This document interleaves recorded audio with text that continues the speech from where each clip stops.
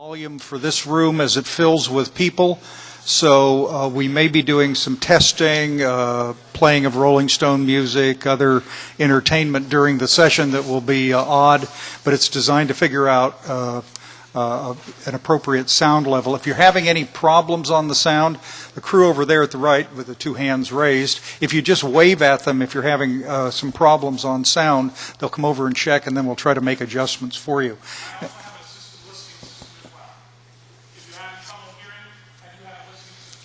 Okay, there's some kind of assisted listening facility. All right, that's number one. Number two, members, there's a little switch right under the lights in front of you. The microphone's on with red and off with nothing in terms of color. Anyway, let's start off. Let's establish a quorum, starting with Mr. Natoli. Natoli here. Eisenberg present. Fioriti here. Nordhoff present. Okay, Mr. Johnston was present with us earlier. And I think is going to be here a bit later during the meeting. Ms. Gray is traveling, and we have a vacancy. Let me just give a very brief staff report. For those of you who did not read any newspaper this morning in California, you'll want to take a look at the report that was issued by the State Water Resources Control Board yesterday at approximately noon. It's the draft flow criteria report they were mandated to produce in the water legislation of last year, given only 9 months to do it, which is a short time frame. I'm halfway through my copy. It's about 300 pages, and it is bound to be the subject of intense discussion and its relevance, because the report is really, after they take action on August 3rd, which is their intended date for action, that report comes to us for our review and consideration, and it goes to the Bay Delta Conservation Planning folks for their review and consideration. You can read in newspaper articles today and a lot of the water blogs that are starting to comment, and I know it'll come as a shock to you, but there are diametrically opposed views of what the document says, depending on who you are, where you are, and what your preferences would be. It's very comprehensive. It's quite interesting. And it also has some very valuable historical information on the board's past and current activities on flow standards dating back to 1961, if memory serves, which is a long time, where they started off by doing nothing, their report said. Anyway, that's the first thing. The second thing is, as you know, we have a vacancy. Mr. Roos Collins resigned. I haven't heard yet what the governor's going to do on the appointments. Speculation is that that appointment, as with all other appointments, as with 9,876 other things, will be tied up in the budget negotiations, and no one I know is predicting a ready resolution of that anytime soon, although the legislative session is supposed to end at the end of August, and so there will be at least some prodding of action until then. Then the last matter, although not really directly before us, the water bond either will be on the November ballot, won't be on the November ballot, or we won't know for a while, depending. The governor has suggested, and 3 of the 4 legislative leaders have agreed, and one has been general in comments as opposed to taking a position on the issue. 3 of the legislative leaders have agreed that it should be put over for, I think, a 2-year period to be conducted in 2014. And if you read newspaper stories and the blogs, they're full of observations on that, too. That is my report, other than the fact that the staff is working hard, and we will talk about various things on the agenda as we go through. But I would just like to note that Mrs. Sward, a famous marina owner in the Delta, gave me a book, Paddle Wheels Days in California, reporting on the very first battle between paddle wheelers in this area, and undoubtedly the battle was sponsored by the predecessor owner of your marina, right, Ms. Sward? No, but anyway, interesting books, as there are a lot of good books about the Delta. This is Paddle Wheel Days in California. All right, let us go ahead. Mr. Grindstaff is traveling and is under orders from his family to take something approximating a vacation. So, Mr. Coolidge, if you would lead off for us, please, on the Executive Officer's report. Absolutely. Thank you, Mr. Chair. Okay. In Joe's defense, something approximating a vacation means he is on a trip with U.S. water officials touring Australia and learning lessons from the drought, which involve radically reducing water use.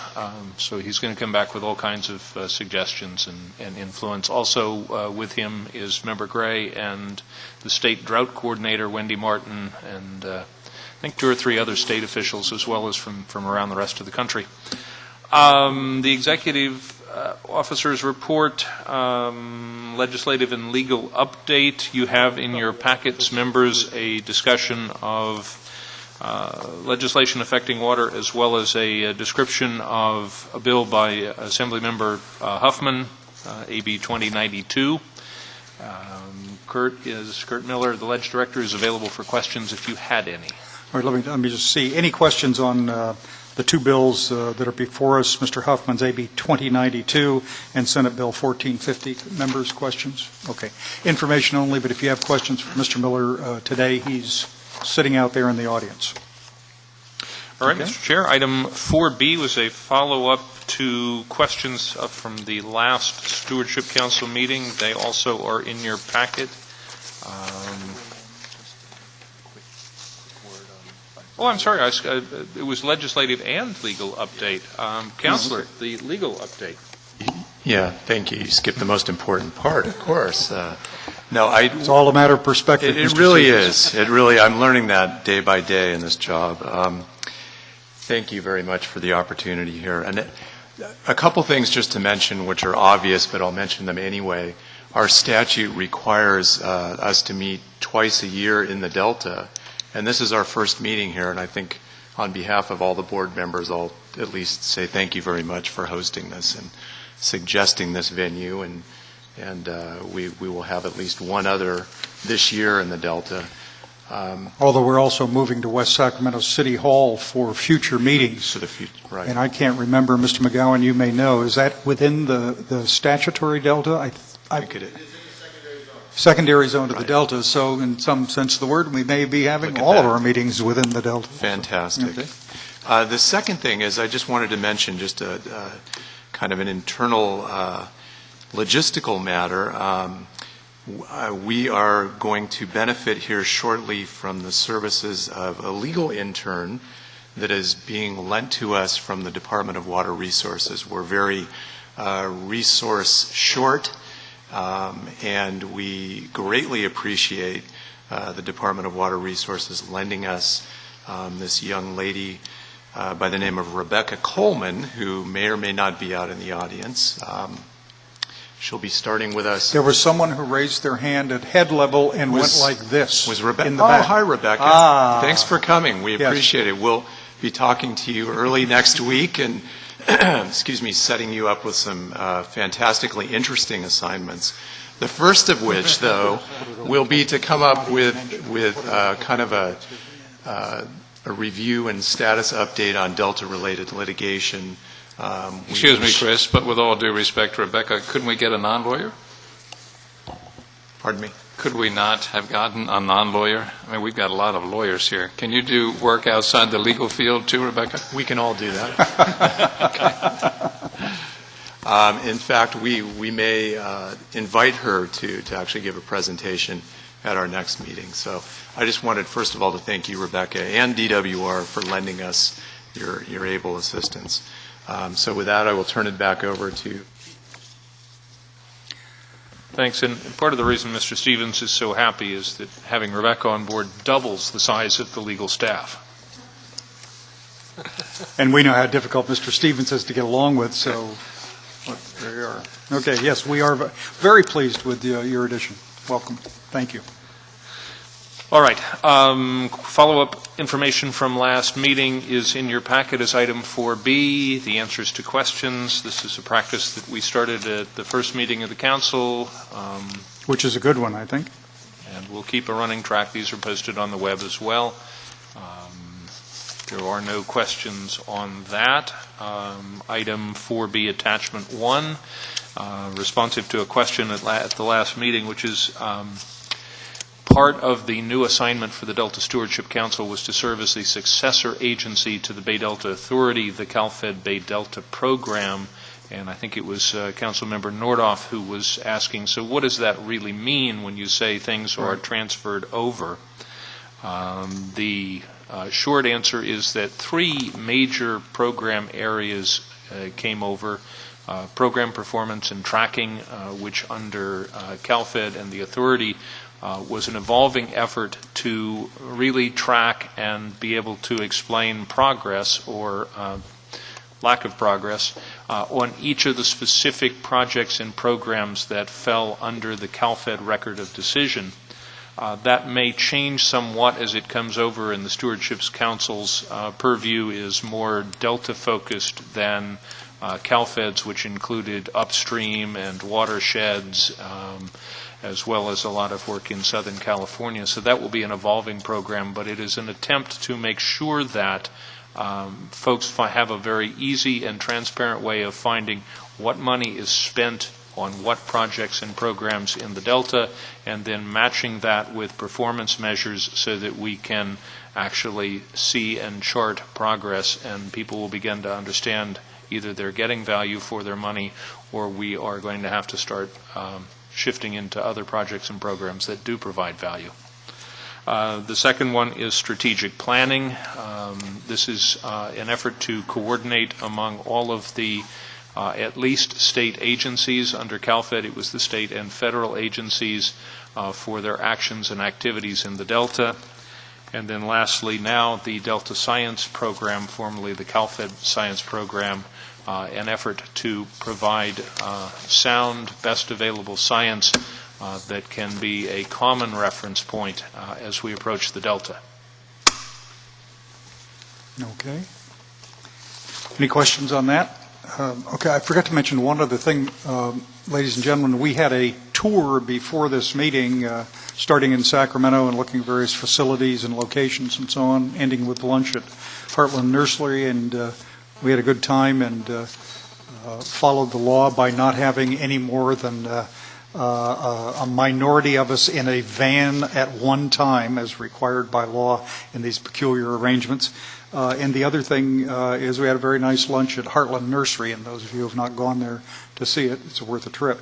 The other thing is, I forgot to mention that if people want to talk to us on to the council, there are a pile of blue forms. I think some are in back and some are up at front. If you just fill it out, that way we can match up your spelling, and if you print, as we appreciate you doing, we'll correctly reflect your name in the summary minutes of the meeting and hopefully get it right. That would be useful. Also, I believe available and for distribution on the table is a copy of the enabling legislation with an index. And, you know, a lot of you have been following the law, but there is, in fact, back there a copy of the full statute that created this body and the other, the Delta Conservancy, and changed the responsibilities of other agencies like Delta Protection Commission. And that is in the back, and it's indexed, so you can try to get through whatever it is, 29 or 30 pages of text. And we're going to try to put that in a little better format for people to utilize. Okay. In that case, let's go to item number 5 on the agenda, which is our consent calendar. And I would note under our minutes of the June 24th, 25th meeting, members, that there was a red line correction version of the agenda. There were some grammatical changes, and so if you go through your bucket, or if you have filed the bucket material in your agenda, you will find minutes with a cap in red at top that says revised July 19, 2010 agenda. I think Mr. Stevens and others were working on these changes, and it reflects more, I gather, more accurately what we actually did. Okay, so on the minutes of the previous meeting, and particularly the suggested revisions, any comments or questions by members? Comments or questions? Okay, Mr. Natoli moves, Mr. Nordhoff second. Let's call the roll. Mr. Natoli. Aye. Eisenberg, aye. Fiorini, aye. Okay, unanimous on that. Okay. We also have the procedural stuff we started at our very first meeting, I think in April 1st of this year, which is the conflict of interest provisions. And Mr. Coolidge, is that, no, that's Mr. Stevens, right? Mr. Stevens, if you would talk to us about file item 5B. The I'm conflict not of going to jump in over Chris ever again. Okay, got it. no. Okay. Yeah, again, this is a housekeeping matter at this point. This is the final adoption of our first regulatory rulemaking package, the conflict of interest code that's required of all state and local agencies. We brought this before you on a couple previous occasions. We put this out for public comment and gave copies to affected employees. We didn't receive any comments by the end of the close of the comment period. And now what we have to do is take a final vote, and we'll package all the paperwork together, send it off to the Fair Political Practices Commission, and within about 60 days we should have our first rule on the books, which will be the Conflict of Interest Code, pursuant to which you'll all file your Form 700s next year. Which we've already filed them anyway. You had to anyway, but Yeah. so. Okay, let's see if there are questions on the conflict code by members. Any questions? Anyone in the audience like to talk to us on this issue? Okay, pleasure motion? Mr. Natoli? Second, Mr. Fiorini. Call the roll, Mr. Natoli. Natoli, aye. Eisenberg, aye. Fiorini, aye. Nordhoff, aye. Okay, conflict of interest approved for forwarding to the FPPC unanimously. All right, now last is a notice item, I believe, Mr. Coolidge, on contracts. This is file item 5C. Yes, this is actually a request from the Delta Science Program That's right, I'm seeking sorry. approval to accept federal and state funds. This is from other agencies who want to partner with our science program for work in the Delta and come with funding attached. Okay, Mr. Dom, if you would come up here just in case there are questions, I'd appreciate this. Oh, okay, Ms. Hastings? Okay. No, just sit right down there. All right, sit down right there. And you press the button on the microphone to turn it on. Okay. Now, my understanding is that although this technically increases the budget, it only increases it based on reimbursement from, at this time, federal agencies, although conceivably in the future, other state agencies as well. Is that correct? We are receiving some funding from DWR, a state agency as well, so it's federal and state. Okay. And if the funding is not received, the expenditures are not going to happen. We will have no Is that correct? expenditures without receiving the funding. Okay. Members questioned on this issue? Mr. Nordhoff. If you will, Lauren, could you go over the three abbreviations under requested action? USGS, is that Coastal Service? Oh, yes, we probably should have written those out. Would you? Sorry that we didn't catch that. That's the United States Geological Survey. Okay. USBR is United States Bureau of Reclamation, and NMFS is NOAA Fisheries or National Marine Fisheries Service. Otherwise known as? NIMS. For reasons that We say the NMFS Yes, right. as Yes. NIMS. Okay. Thank it you. is part of the endless alphabet soup of our lives. Okay. Any other questions? Okay. Anyone in the audience like to speak to this issue? Okay. Motion, Mr. Natoli. So moved. Second. Mr. Fiorini, call the roll. Mr. Natoli. Aye. Eisenberg, aye. Fiorini, aye. Nordhoff, aye. Okay, approved 4-0. Then, okay, now, that takes us through your items, Mr. Coolidge, I believe. Okay, interim lead scientist report. Mr. Dom. Mr. Dom said he's dressed in his field attire this morning since he was on the tour. Yeah, if you would.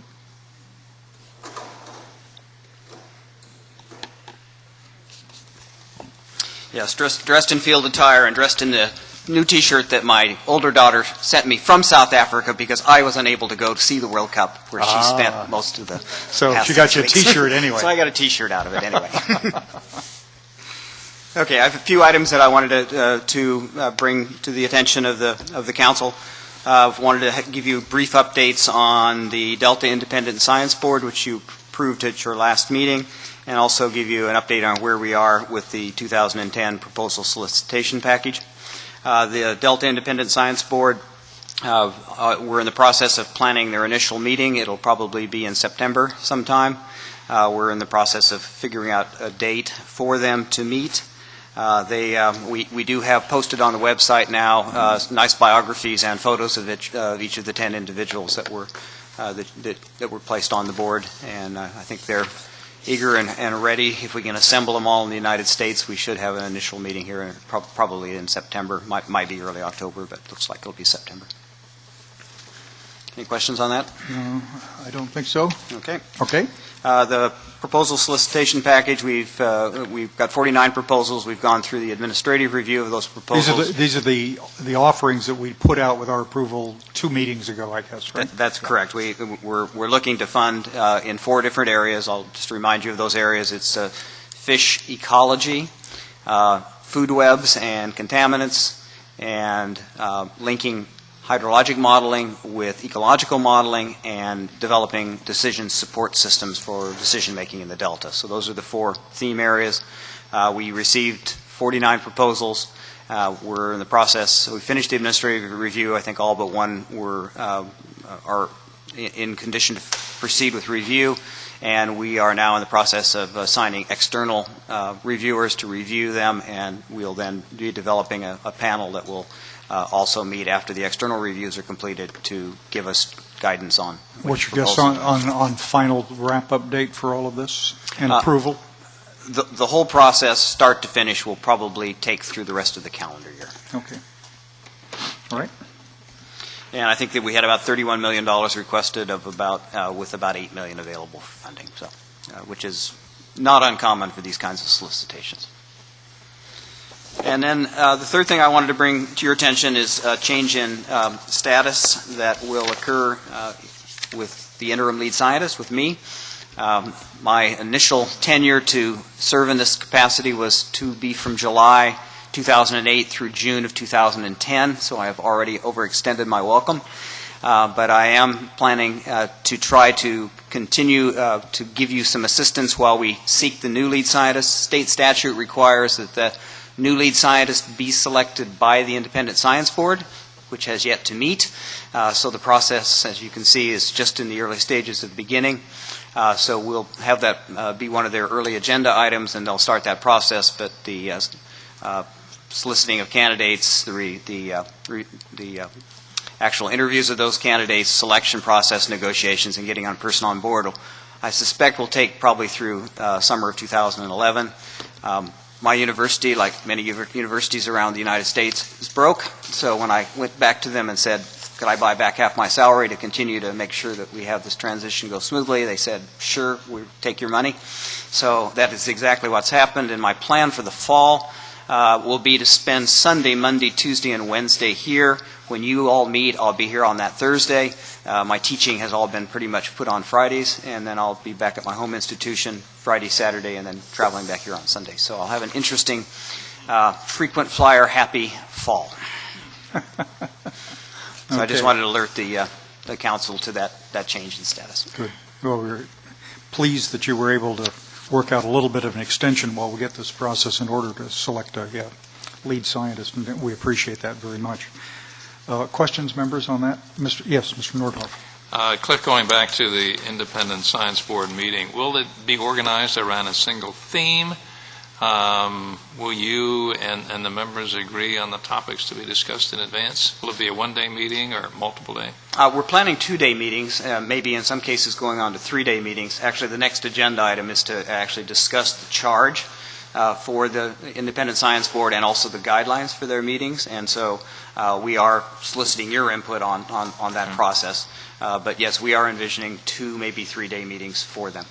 And there will be certainly a set agenda, and the way to set the agenda and the mechanism of setting the agenda is something that we tried to outline in both the guidelines and the charge. Okay. Mr. Coolidge, did you have anything?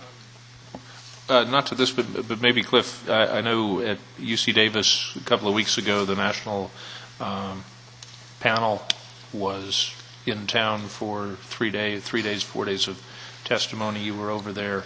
This is the federal science effort on the Delta. I didn't know if you wanted to give the members just a little update on the panel was out and what they talked about. Yeah, the panel was here actually for 3 days. They actually met in Sacramento this time. They met at the Embassy Suites. They had 1 day of public meetings, followed by, I think, a day of closed-door deliberations, and then I think they had a tour of the Delta on the 3rd day. And so the public day, which is the 1 day that I attended, where I can provide some Members, this is the panel that was set up at the suggestion of Senator Feinstein to review the 2 biological opinions that were the subject of litigation in the Fresno Federal District Court. And this was this the second of their meetings, I believe? They'd done a very preliminary review first, and then they've picked up some new duties, I gather. Yeah, actually, I think the actual formal request for the formation of the National Research Council panel came from the Department of Interior and the Department of Commerce.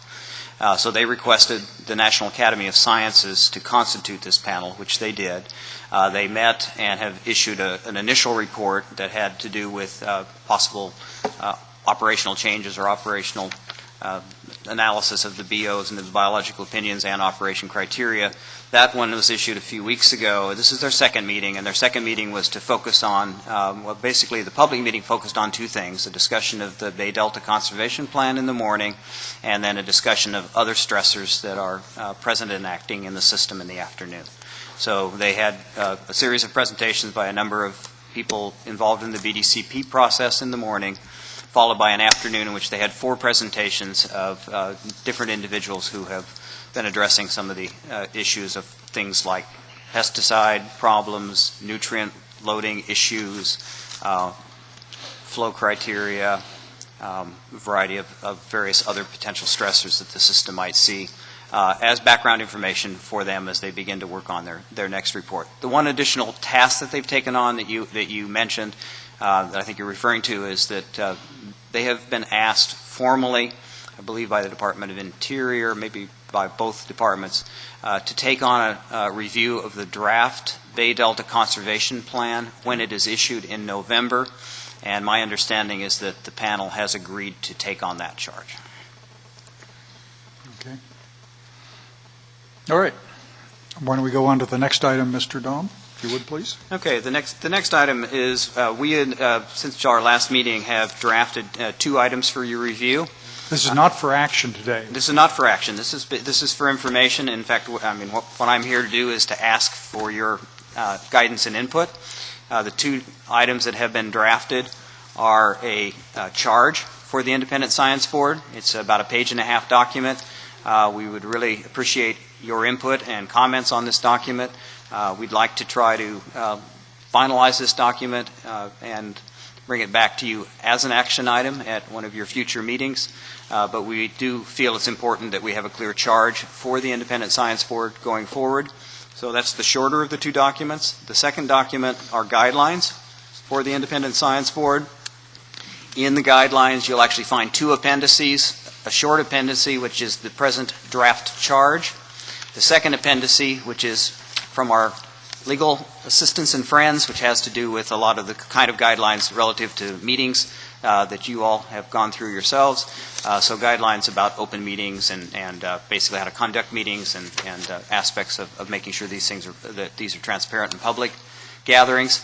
And then in the early part of the document, the guidelines are basically addressing issues about selecting a chair and a co-chair, how to accept input, how to make decisions on agendas, how to interact with the council, how to interact with the Delta Science Program. And again, we're asking your input and assistance in crafting some guidelines which we would like to then share with the Independent Science Board members for their input and feedback. Okay. My assumption is that we'll probably wind up hearing the revised charge and documents in September. I could be wrong, might be August, but I think it's more likely to be September. And if we can do that prior to the meeting of the Independent Science Board, that would be great. We'll have to work with you on that possibility. Okay, members, this is really the time for questions and comments on this. Mr. Nordhoff, did you? Yeah, I don't know if it's premature, but in my experience, the scientific advisory boards or independent boards I've found useful, one, in tackling topical issues, and another one in bringing up the speed and up to date on their specific areas of expertise. And there, I think, you have to be fairly specific. One issue now in talking in the morning session is the Corps of Engineers plan to remove all vegetation from levees. And quite honestly, there's not an awful lot of evidence to support this, and it's going to be awfully expensive, billions of dollars. And it reminds me, in talking with an eminent physician just last week, he was saying a lot of things, movements in medicine, as an example, start on the basis of rumor. When I was young, somebody decided that it would be a good thing to remove tonsils, to do tonsillectomies, because children would get less sore throats, and everybody started doing that. And then when there was no benefit to that, everybody stopped doing it. And this sounds a little bit like that. Clearly, it seems to me that when you have a lot of loose stuff, if you can anchor it with root structure, things that are growing, it would seem to fix it there, and that would seem to be a good thing. And the cost of removing those, obviously you just can't cut off the trees and then have the roots rot and form perforations in the soil, which could be a real detriment. So something like that, I think if you could tee up the people in advance and look at the literature that's already been written in the field, and then maybe talk about some personal examples to see if in fact there is any scientific basis for doing this that would be relevant to our levee system here in the Delta. I think that's the kind of thing that the Independent Science Board should be charged to do. They should bring on topics that are of importance. They should bring in the differing opinions of people who have differing opinions on a topic such as this, and then quite often either issue a short report or a letter that basically lays out their sense and findings. Uninformed debate would be a good thing. Mm-hmm. Yep. Okay, other questions? Let me just run through. This is just kind of miscellaneous. On the draft charge, I do suggest that you consider using the format we suggested for the interim plan, Delta plan of analysis of issues, or at least in part, because I think citing the legal authority for the Sciences Board's activity, consistent with all the other things we're doing, would be a useful thing to do. There are many mentions of the Independent Science Board in the statute, and their duties are enumerated, and so I just think that foundational point would be added. That was actually our intent under that subheading. Delta Reform Act was to actually list those. But I think you have not. I just have problems with some of the wording on your summarization of this kind of stuff. And one of the things we learned on as we went through the other processes is if you lay out the authorizations first, the words of the summary tend to look a lot like the legal authorization as opposed to a description of it. And I'm just inclined to stick with the statute where it is useful, and directly relevant. And then the second was really a question. As you do a charge to the Independent Science Board, is there any utility to simultaneously thinking about the science program generally and the interagency ecosystem program, which is a related scientific endeavor? In other words, as you do a charge for one entity, does it make sense to think about all of the others at the same time? I don't know the answer to that, but I wonder if you have a thought on that subject. We tried in the guidelines to provide some text to say how the interactions between the science program and the Independent Science Board, and how the interactions between the Independent Science Board and the Council would act. But certainly, if there are other aspects of other interactions that they might have with other entities, we could certainly try to bring that in. I think right now we have a section on their interactions with the lead scientist, interactions with the Delta Science Program staff, interactions with other boards and panels, things of that type are in the guidelines, and that's where we try to capture that sense. Okay. I did note under the Delta Reform Act, I think paragraph C is not quite a correct statement of the law, but it's not. We can figure that out in the next draft. And I want to make sure that the memo talks about the role of the Science Board in particular, and with some clarity in its relationship to our roles as a responsible agency and the separate role of a potential appellate body regarding BDCP. That's very important. I think we've got to clarify that, and I think it would be useful to do so in this document.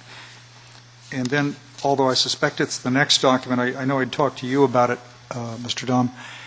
I like the idea of a statement of clarity that the Independent Science Board is independent and what that means. And I know the conflict of interest is addressing issues of economic interest and so on and so forth, which is fine, but I did not see anywhere in here a declaration that we want the independent judgments of the Science Board, not just to call them independent. And maybe I missed it, but I found the more precise conflict of interest language, but I didn't find any policy statement under either attachment B or the rest of the stuff that would do that. You know, I'm going to just raise the questions I've gotten. You know, you can think about them. Yeah, I believe there is some text. I'm just looking quickly to see whether it's in the charge or whether it's in the guidelines, but basically we did try to incorporate some text about the independence and best professional judgment of the scientists on the Independent Science Board, much like you had requested in our last meeting.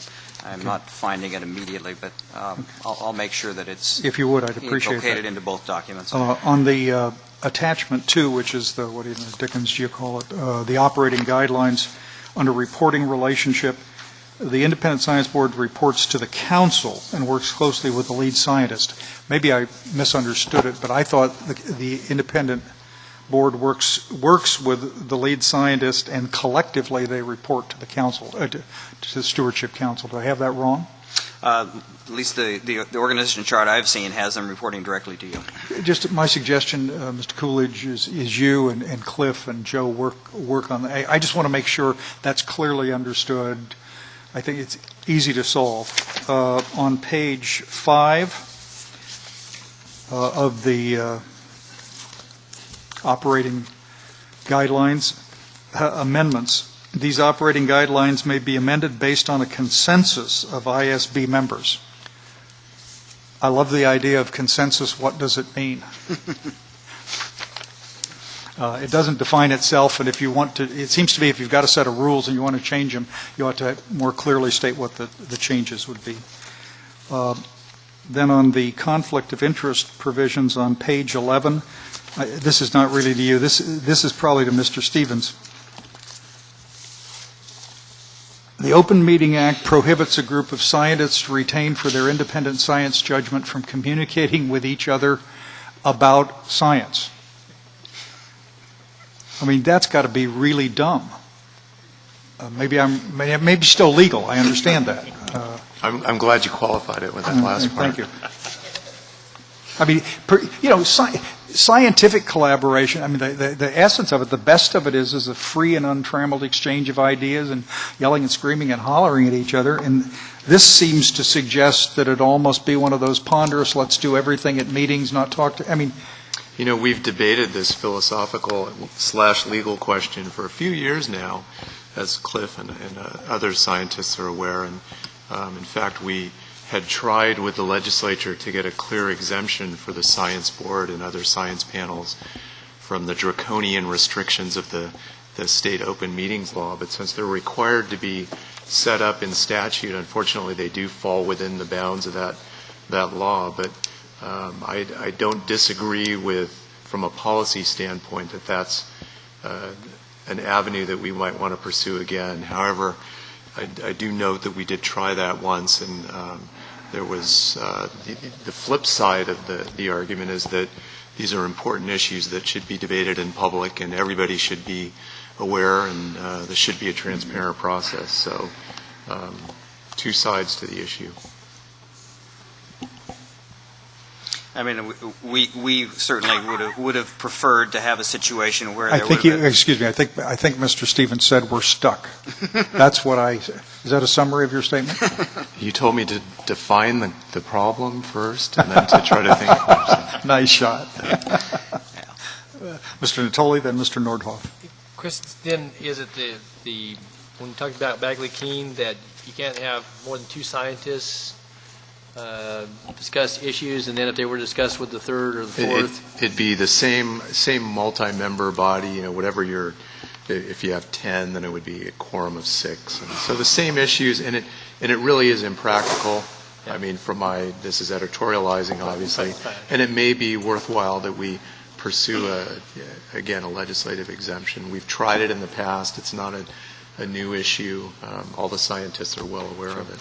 Well, again, I could even understand if you had a quorum of them, if you had, 6 or more that came together, that's one thing, but for, say 3 of them, then that becomes a committee structure that has to, to sit down and talk about a issue that they're going to be bringing forward to this body or, working on. That becomes very inhibitive as it relates to certainly some of the work that you would ask them to do. So, okay. Thanks. Mr. Nordhoff. Okay. Take a look at that, if you would, please, and let's get back to it. On page 13, avoidance of conflicts. I've read this 3 times, and I'm still not quite sure I understand what it's about. In order to minimize or avoid conflicts of interest, the Delta Independent Science Board, as a body, will not be asked to provide advice to the Council or the Delta Science Program on specific elements within any request for proposals. Now, is this projects that are requesting the Science Board to be funded? I'm going to ask Chris to, because this is something that came out of some text that we had from our previous Independent Science Board, and I really did not also understand the context for this. Oh, okay. Oh, good. That's a good answer. I was going to defer to Lauren because what I think that it relates to is the involvement of the Independent Science Board in individual grant proposals. What we had tried to do was to separate and make sure that the Independent Science Board took a broad overview of issues and didn't get into the weeds on which projects to fund. And that had to do with the affiliations of the members of the board and their universities. But you've got rules in here that say if do. there's a financial interest, direct or indirect, they're supposed to exclude themselves. But from a practical standpoint, at least in my experience, it became very inhibitive in terms of the time spent on conflict checks when the Independent Science Board was actually weighing in on individual grant proposals. It consumed all of the board's time when they should have been focusing in on the big issues. And I think, at least from a policy standpoint, in the previous Cal-Fed Independent Science Board, we had decided that it would just be more practical to put something like this in place. Well, given that we still have state law that you have to follow anyway, this seemed like the way, and I think that it worked well. I mean, Lauren can address it. Do you have anything to add?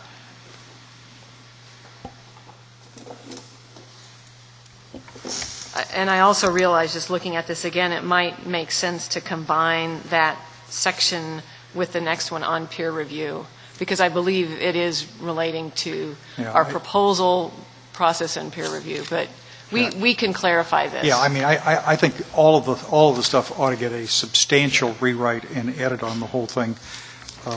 And I had the same kind of question on peer review, because under avoidance of conflicts, you say they can give advice on peer review processes in general. I have no idea what that means.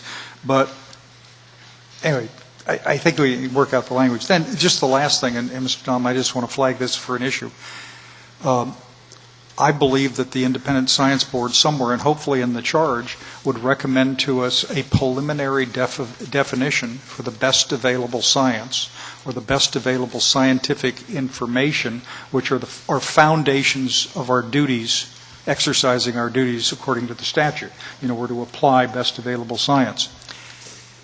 And I thought also in response to some of the questions earlier, there was some concern from the science folks about trying to do that. And if there is a concern, I want to schedule a particular time where we talk about it. I'm not asking you to say right now what's the best available science on everything, but I'd at least like to know when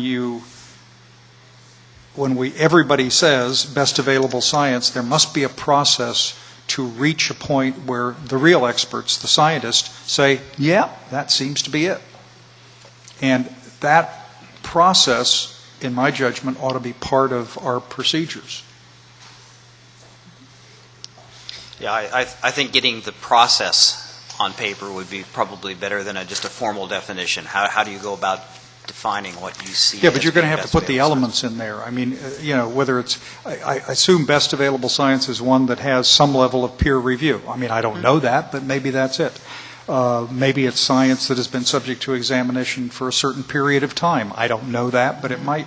I mean, those kinds of things give people some level of certainty about what's going to be involved. I don't want to get in the classic case of, who was it, Judge Stewart, in defining obscenity according to the rulings of the U.S. Supreme Court. I can't tell you what it is, but I know it when I see it.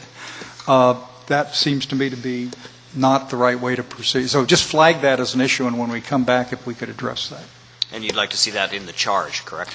I think it logically to me would be a good place. We thought about originally putting a definition in the interim plan. We know we're going to have comparable questions in the Delta plan, which is coming up soon. I'm agnostic as to where, but it seems to me we ought to have the scientists give a shot at telling us kind of what it looks like. We currently have a draft definition in the interim plan, and I believe what we were planning to do is have our ISB review and comment on that. And I'm open to a Whatever we come up with, we definitely want them to weigh in on it. But we're going to need that sooner than later. Okay, Mr. Nordhoff. I don't know, I think we're getting our knickers in knots about stuff that will stand in the way of a free exchange on science. I mean, who knows what the best available science is at any time? It's a matter of, it's subjective, it's a matter of opinion. It's a matter of demonstration. And I think maybe we're leading, instead of having 10 scientists, why don't we throw 5 scientists and 5 lawyers to make sure we don't make any mistakes? The reason why this is important, and the reason why that phrase, best available science, has now started to creep into the water laws is because when people are fighting about contentious proposals, the folks who think they might not win the fight always ask for more additional scientific studies to go beyond it. And the legislature has started in a whole bunch of areas to begin using that, saying there has to be a point at which you say, not what's the perfect science, one that will last for 1,000 years, but what is sufficient and sufficiently substantive scientific information upon which you can act, and more importantly, upon which you can rely when you face legal challenges against the action. So I understand it sounds like it is too constraining. It is too constraining. But this is a subject area which will be, Mr. Stevens' preferences notwithstanding, extensively litigated. Yeah, I guess from a layman's standpoint, for me, it's important to have the best scientists around and that they be independent. I think that's a critical word, that there not be any conflicts here which they can be attacked. And that should all be screened in advance, making sure they don't have any relationships that could throw their independence into question. And I think we have assembled a group of independent, top-notch scientists. I think you have. Yeah. Okay. Then let them be scientists and not lawyers. Okay. Sounds like good advice to me. One thing that might be useful is if you can crank out another draft that we could post at or near our August meeting, even if we don't have a hearing on it, it might be useful to get the next draft out to let people take a look at it in advance and then have the comments and discussions. Yeah, I think we'd like to see this be an iterative process and would like to get your feedback on this first shot at a draft and guidelines. Okay, good. Thank you. Okay, any other questions, members? Okay, thank you very much. No action, I'm sorry. All right, anyone in the audience like to speak on this, or do you want to reserve it for the next hearing where you have the draft in front of you, the alternative draft? Okay, seeing no one, let's pass on. Supervisor Natoli, you're going to kick this file item 8 off for us, I believe. Okay.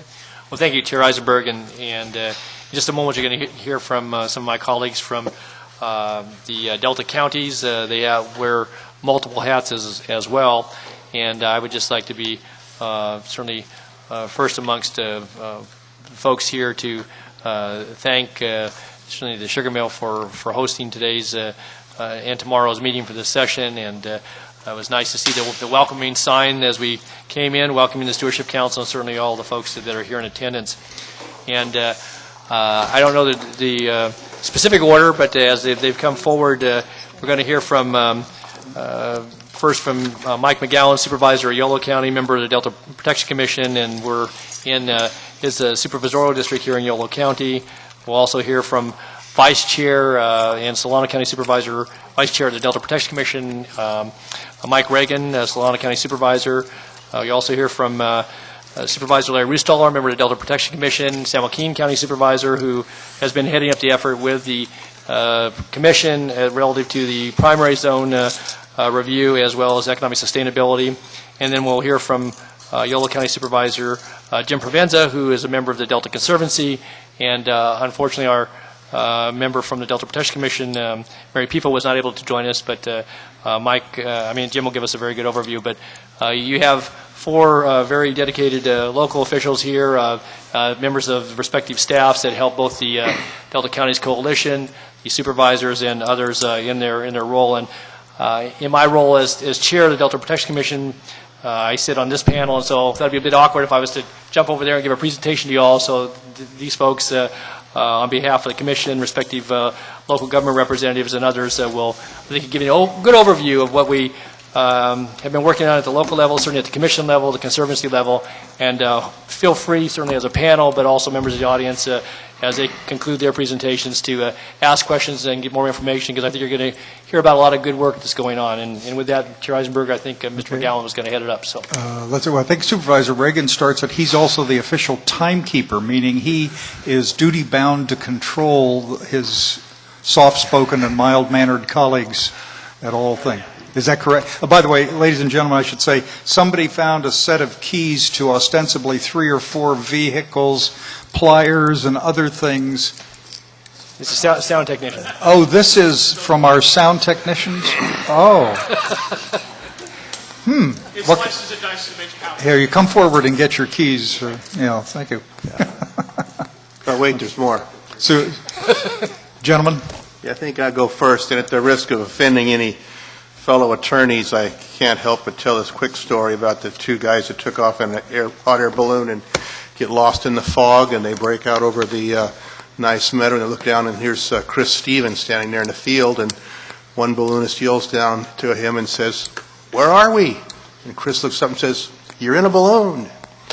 So the one balloonist turns to the other and says, "That guy's an attorney." "Well, how do you know?" "Well, because what he told us was absolutely correct, but totally useless." Well, and with that, welcome, Councilmember Johnston. So glad that you could join us today. I know you were saving yourself for the most important part of my speech. So, Nor is he offended by your comments about No, he's the one that told it to me, actually. It's his joke. Welcome to the Delta. I can't say how happy we are. We are very happy that you're here in our midst. And I know you had a great tour and you saw certain parts of it. And I hope that was educational to you all on the specifics you were looking at. But I hope it also gave you an indication of really how diverse the Delta is and how the myriad the issues are that we're all dealing with.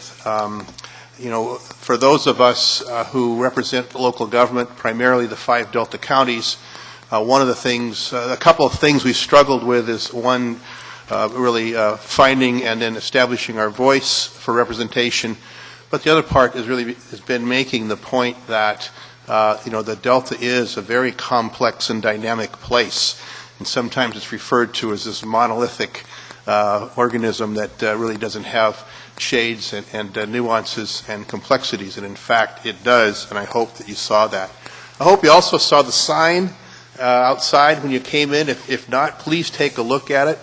You're here in District 1 in Yolo County. This is a district that I have the pleasure of representing along with the town or the city of West Sacramento. We are very proud of our community here in Clarksburg. The sign will tell you the extremely large, although we have a relatively small number of people living down here, about 1,500 population for the entire Clarksburg district, it should be very impressive to you the large number of families who have lived here for many, many generations. I was out looking at the sign myself and even surprised to see that, as an example, the Serpa family goes back 8 generations, many of them 3, 4, 5, 6 generations of families, and they're still here generation after generation and working in their community to help it and improve it. And here in Clarksburg, as an example, we have schools for that relatively small number of people. We have schools that go through K through 8, including a charter school for elementary school. We have 2 churches. We probably crank out more Eagle Scouts out of the Clarksburg area than any other, per capita, than any other community in the United States of America. As many as 2 to 3, 4 kids, young men, are elevated to the status of Eagle Scout almost every year here in Clarksburg. It is a great tribute to the people here and the community that they've founded and that they have developed and that they protect. And they are only an example, one example, of the different communities that are up and down this wonderful delta that we have. Our message in welcoming you is, again, to thank you to be here. Thank you for being here. And I guess to impress upon you our sincere desire to work collaboratively with you, with the council, so that your work will be successful in the implementation of whatever plan you come up with, and that we will be successful here at the local level in continuing to be able to represent our constituents who elected us to do the best we can for them. I've had a number of conversations with Phil, and I don't know that I've ever shared this with him publicly. Certainly, I don't think I've even mentioned it privately. But we're the place, as he mentioned to me back in about 1971 when he was a guest speaker at my government class at State College, when he was a council member. He impressed me with this observation, and that is local government is the place where the rubber meets the road. It's really the place where service meets demand. It's also the place where probably the greatest level of transparency and accountability reside in all of our governments. And it's a place where we take our charge very seriously, as I know you do as well. So, we're from the local governments. We're here to help you.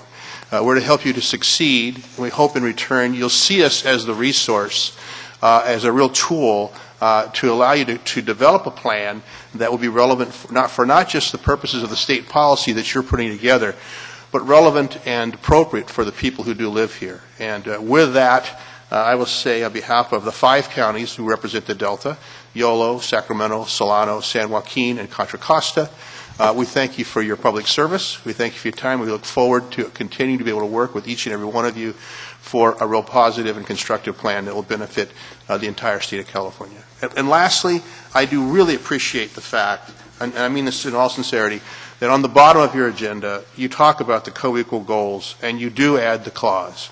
The co-equal goals shall be achieved in a manner that protects and enhances the unique cultural, recreational, natural resource, and agricultural values of the Delta as an evolving place. We are the Delta. We are that evolving place. Thank you for recognizing that, and we look forward to working with you. Thank you. Supervisor. Thank you. I guess I need to have the clicker for that timer over there. No. 30 seconds. Anyhow, again, thank you. I'm glad to have the opportunity to brief you a little bit about some of the work product that the Delta Protection Commission is embarked on, much of which that you'll see in other areas. And I'll go through some of them, and I'll have Supervisor Ruthstaller and Supervisor McGowan cover 2 of the other work products that you've helped to fund as we go through this. Starting out with the Land Use and Resource Management Plan for the primary zone of the Delta. At our mandate in the Delta Protection Act that Senator Johnston had a little bit to do with. Was initially done in 1992, and we did an update that has been adopted in February of this year. And these policies provide guidance to the Delta Protection Commission on the implementation of our authorities in state legislation. And in your role as an appellant to development proposals, you should know that we do not have any current hearings scheduled for development in the Delta. The plan was amended with the new legislation in mind, and adopted taking the Delta Plan process into consideration, and we would highly recommend that this Delta Land Use and Resource Management Plan for the primary zone be utilized as part of your interim Delta Plan and considered as a basis of development for your final Delta Plan. It's extant, it's updated, it's current, and it covers much of what will have to be part of management of the Delta going forward. The second work product is the National Heritage Area Feasibility Study. That was a mandate to the Commission under SBX 7-1 to complete a feasibility study for establishment of a Delta National Heritage Area.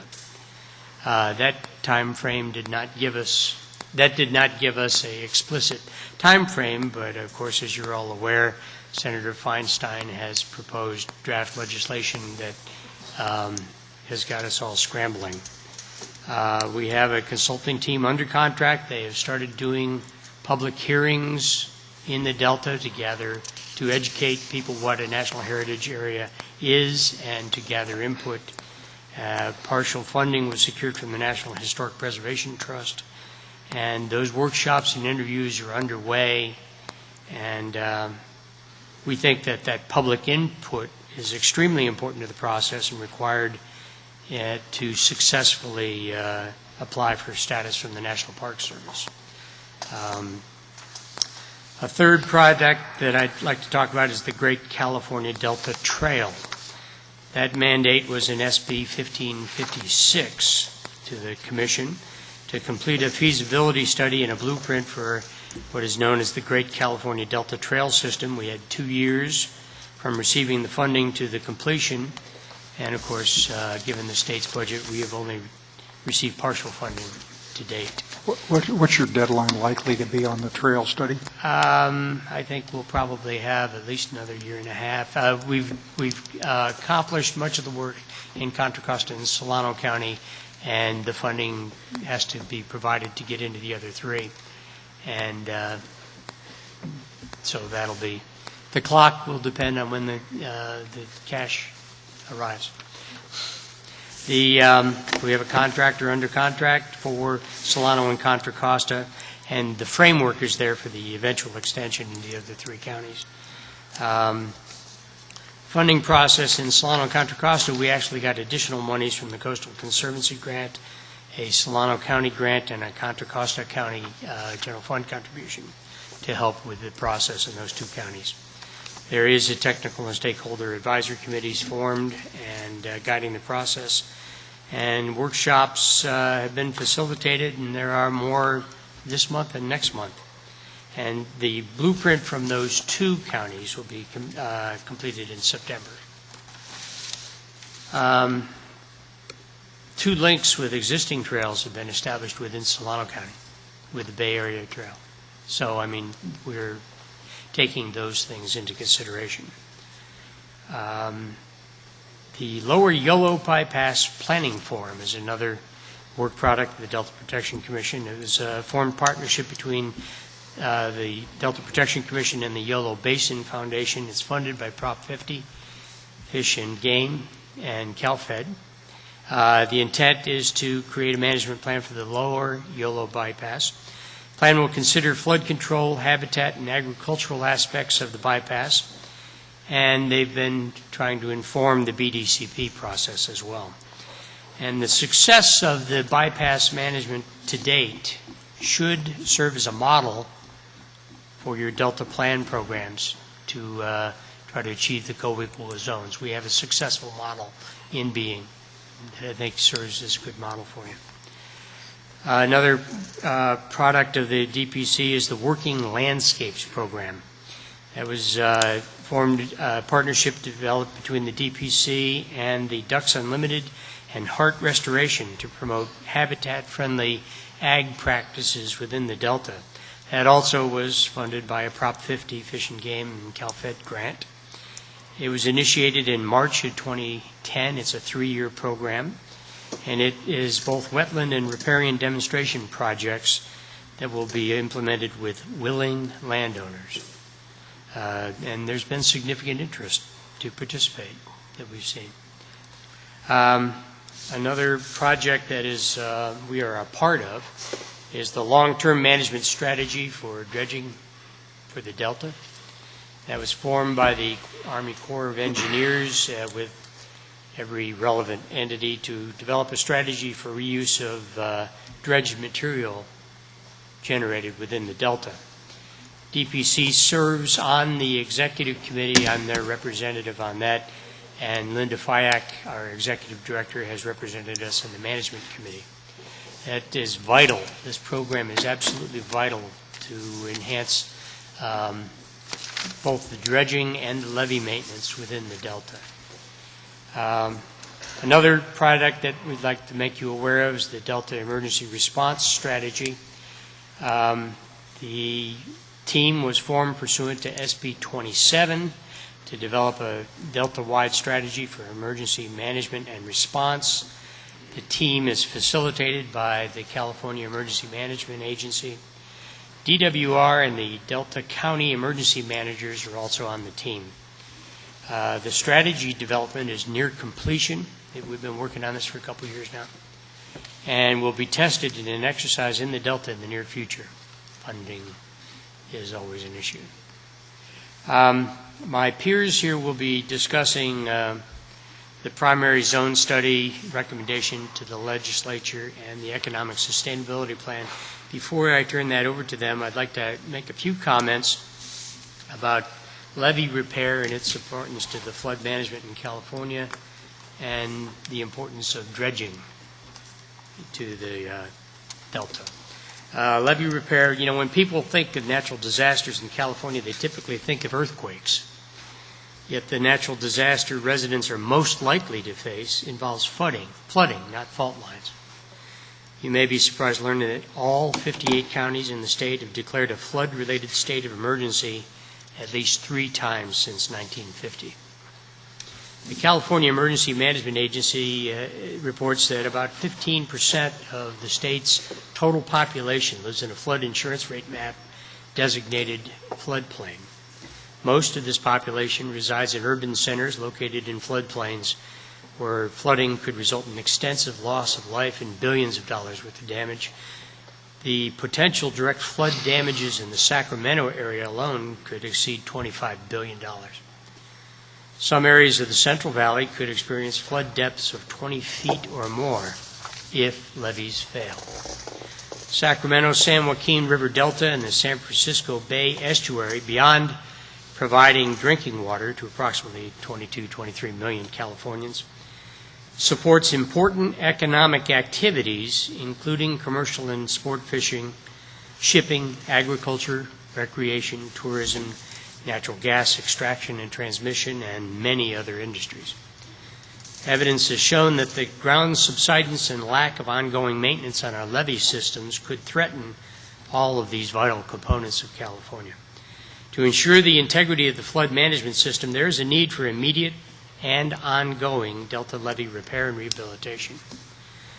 The lack of same reduces levee stability, threatens water quality, and puts our communities' critical state infrastructure and natural resources at risk.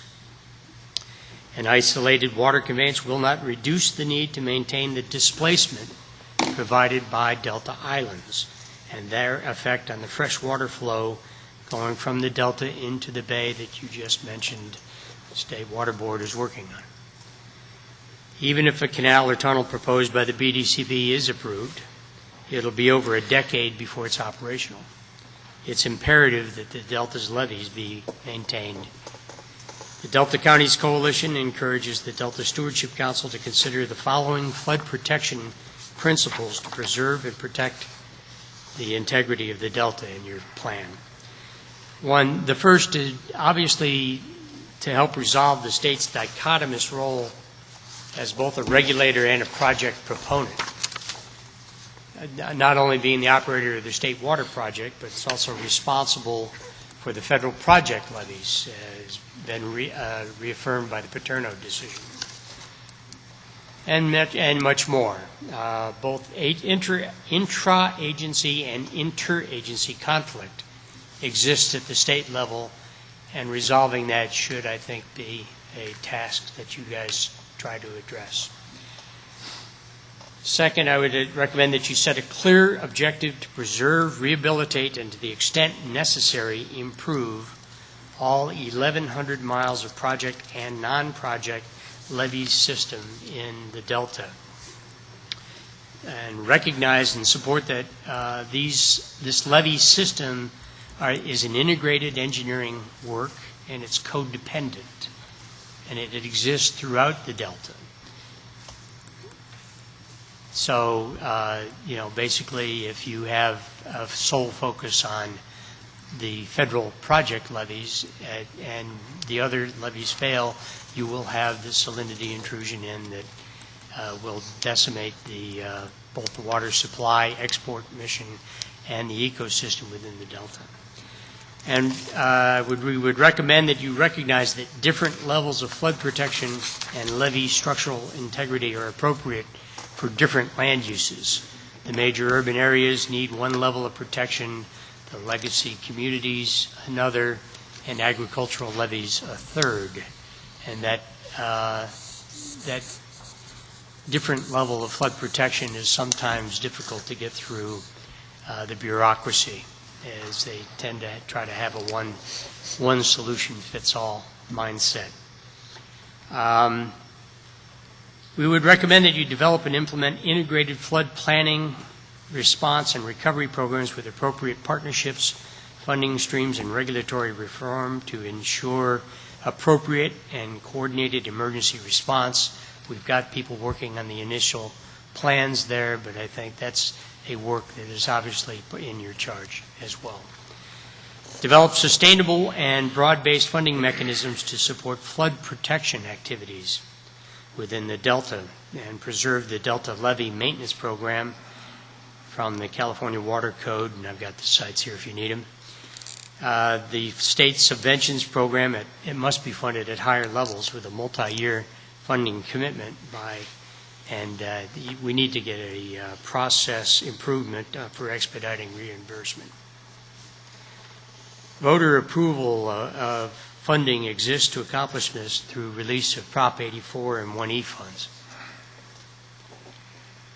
We would recommend that you develop state and local general fund and specialized sources of funding for flood protection, preserve and maximize federal investment. CalFed Levee Stability Improvement Program is an avenue for federal financial aid for levee rehabilitation projects. Active ongoing support of this core project legislatively is requested. The Corps has a Delta-wide list of projects and has begun implemented the first few projects this year.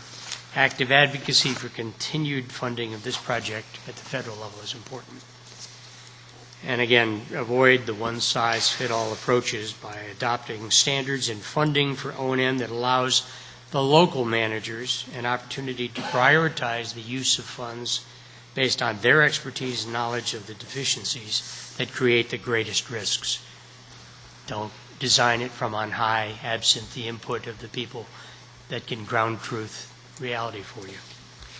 And that recognize that there are multiple benefits provided by flood control facilities and activities in the Delta, including recognition that flood protection infrastructure is necessary to achieve many other societal goals such as transportation, environmental restoration, water supply, health, and local economic activity. Lastly, in relation to the levee's ongoing pre-placement of emergency rock stockpiles for levee repair is vital. Where stockpiles exist to block waterways, there are no corresponding piles for levee breaches, and there should be. This is important because if a levee break occurs, prompt repair of the breach with available materials may prevent a larger scale problem from occurring, the domino scenario that you've seen being an example. And then lastly, I'd like to talk a little bit about dredging and how important and necessary excavation activity is to maintain navigable waterway depths for the safe and convenient navigation of ships. We do have 2 international ports within the Delta. And in the navigation channels and at berthing and mooring facilities, including marinas within the Delta. The Delta long-term management strategy that the Corps is leading is composed of federal, state, and local agencies working together to streamline permitting for dredging and reuse of sediments on levees and in wetland restorations.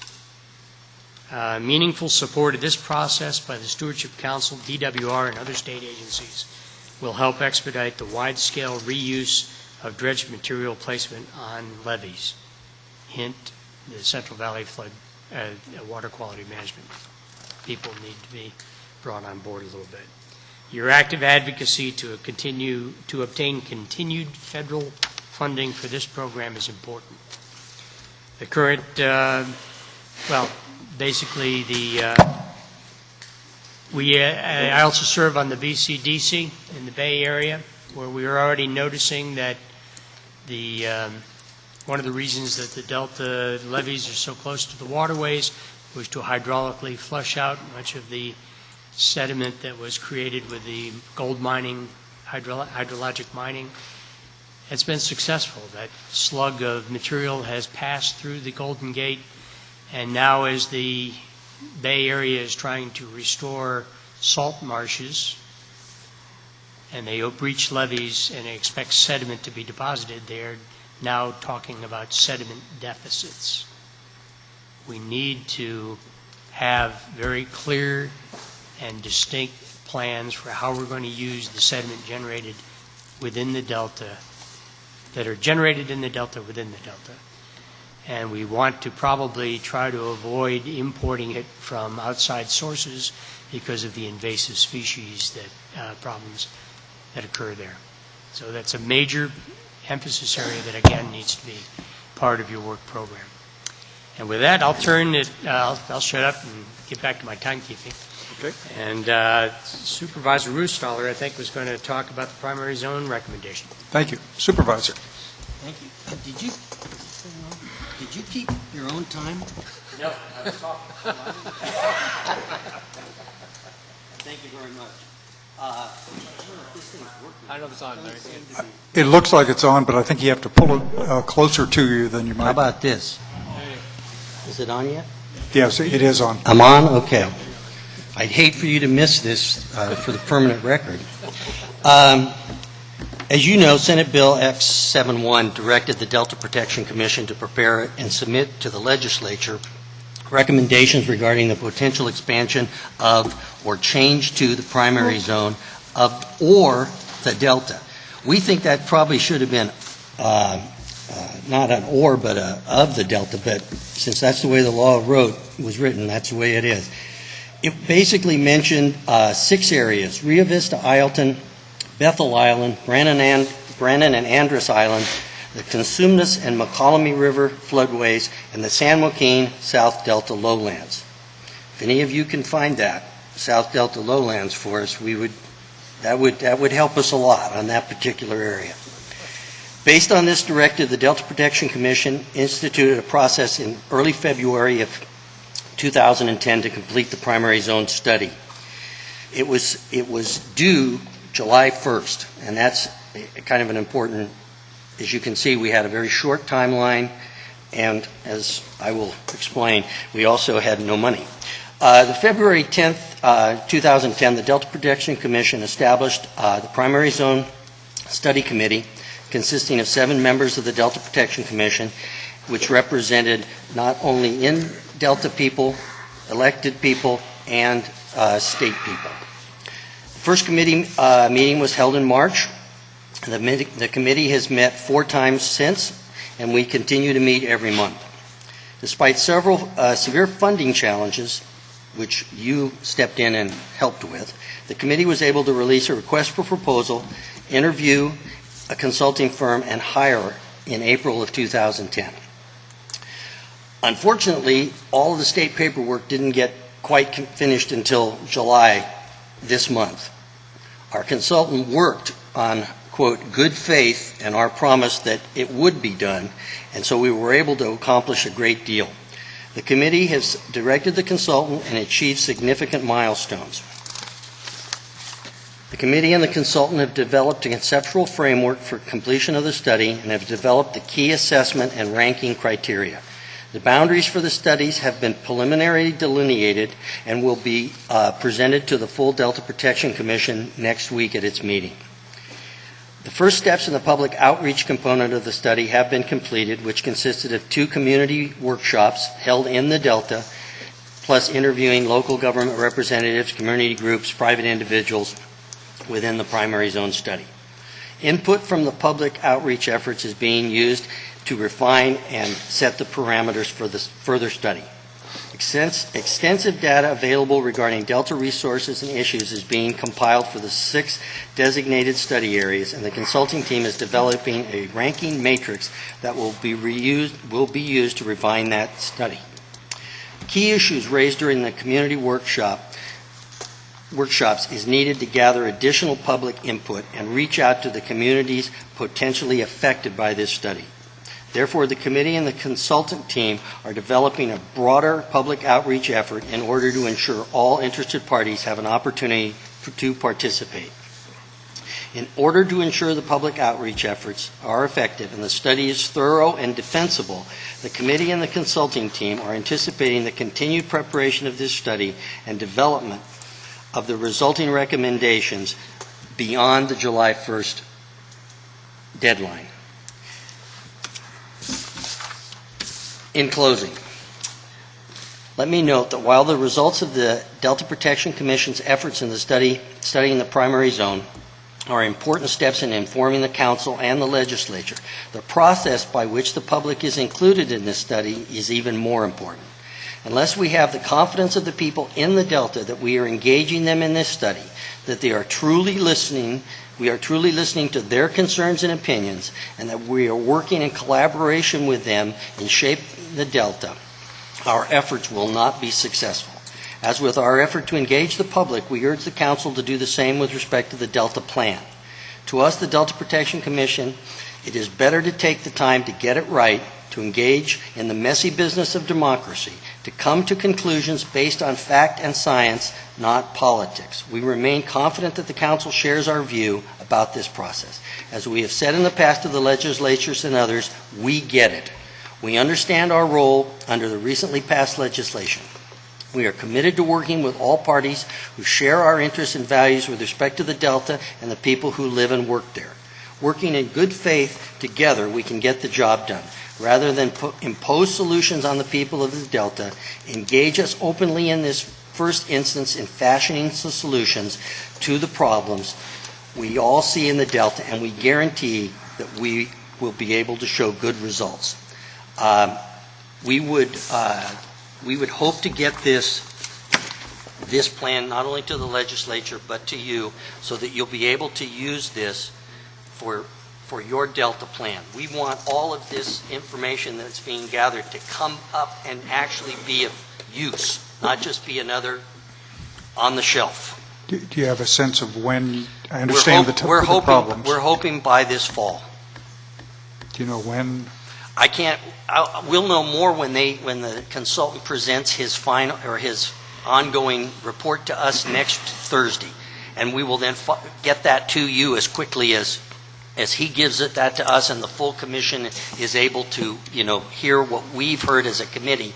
When the full commission hears this, we will then get that up to you. But we know that if it's no good if it gets to you, a day after you've written your plan.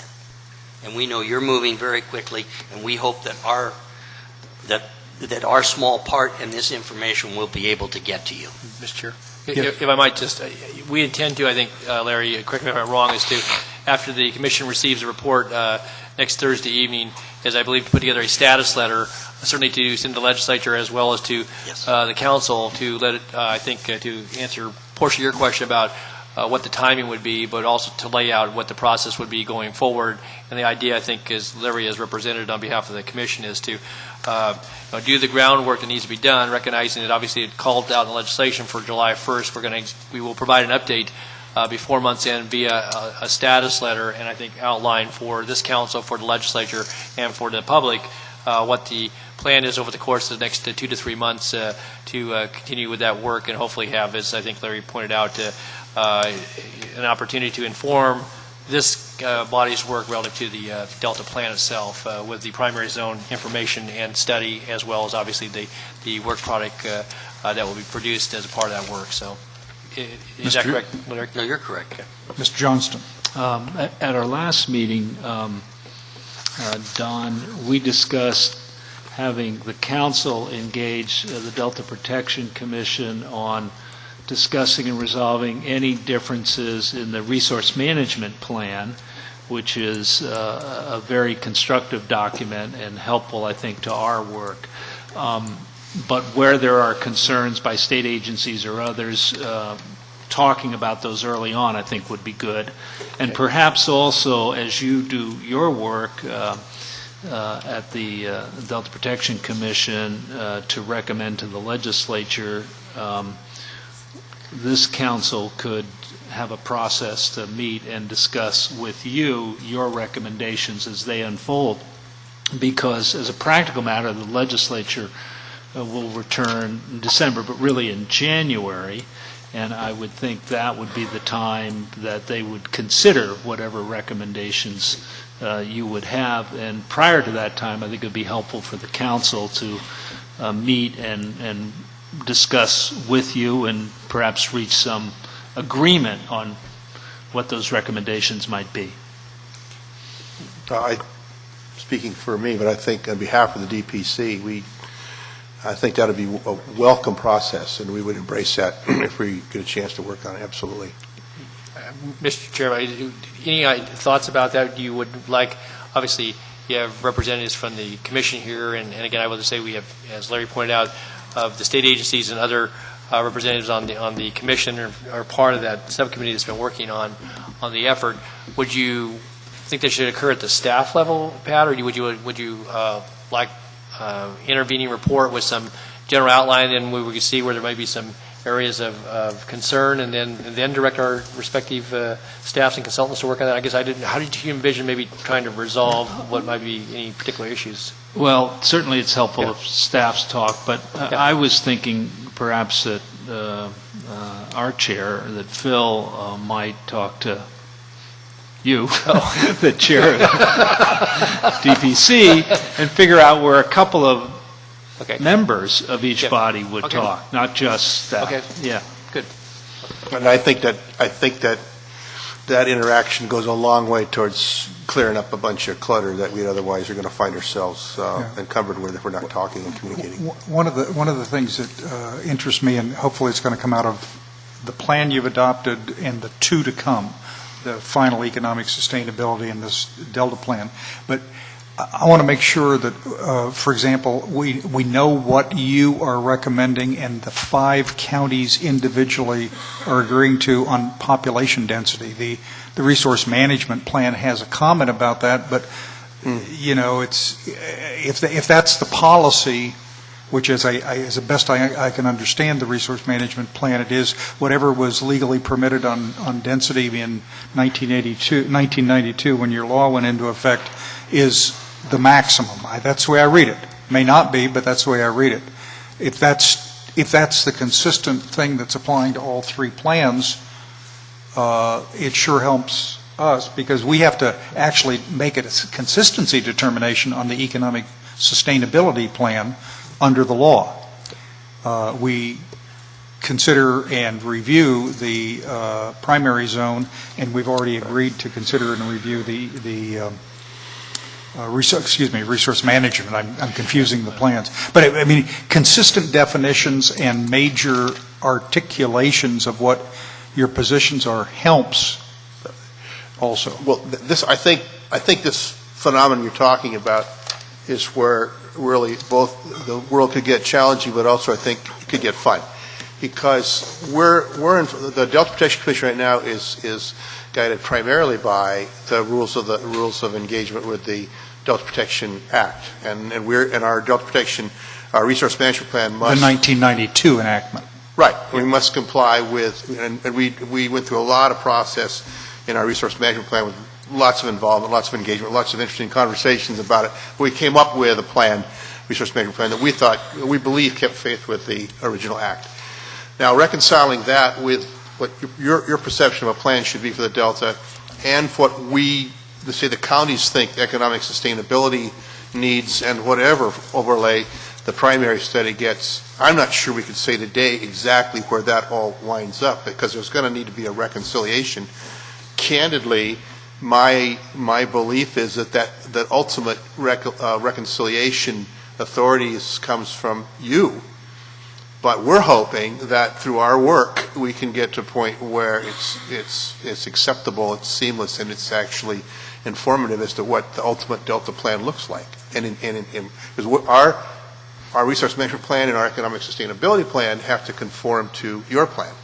We're hoping that gets to be just a semantical argument that in fact they reconcile each other because we're landing at the same place. I mean, that would be to me a good policy, a good public principle to try to achieve. And so I don't know what that is. I don't know what that looks like right now. But to me personally, having been on this Delta Protection Commission since day one, when Patrick talked me into doing it, it seems to me like mad at him ever since, right? That would be no, not at all, not at all. That would define that would be the definition of success for me.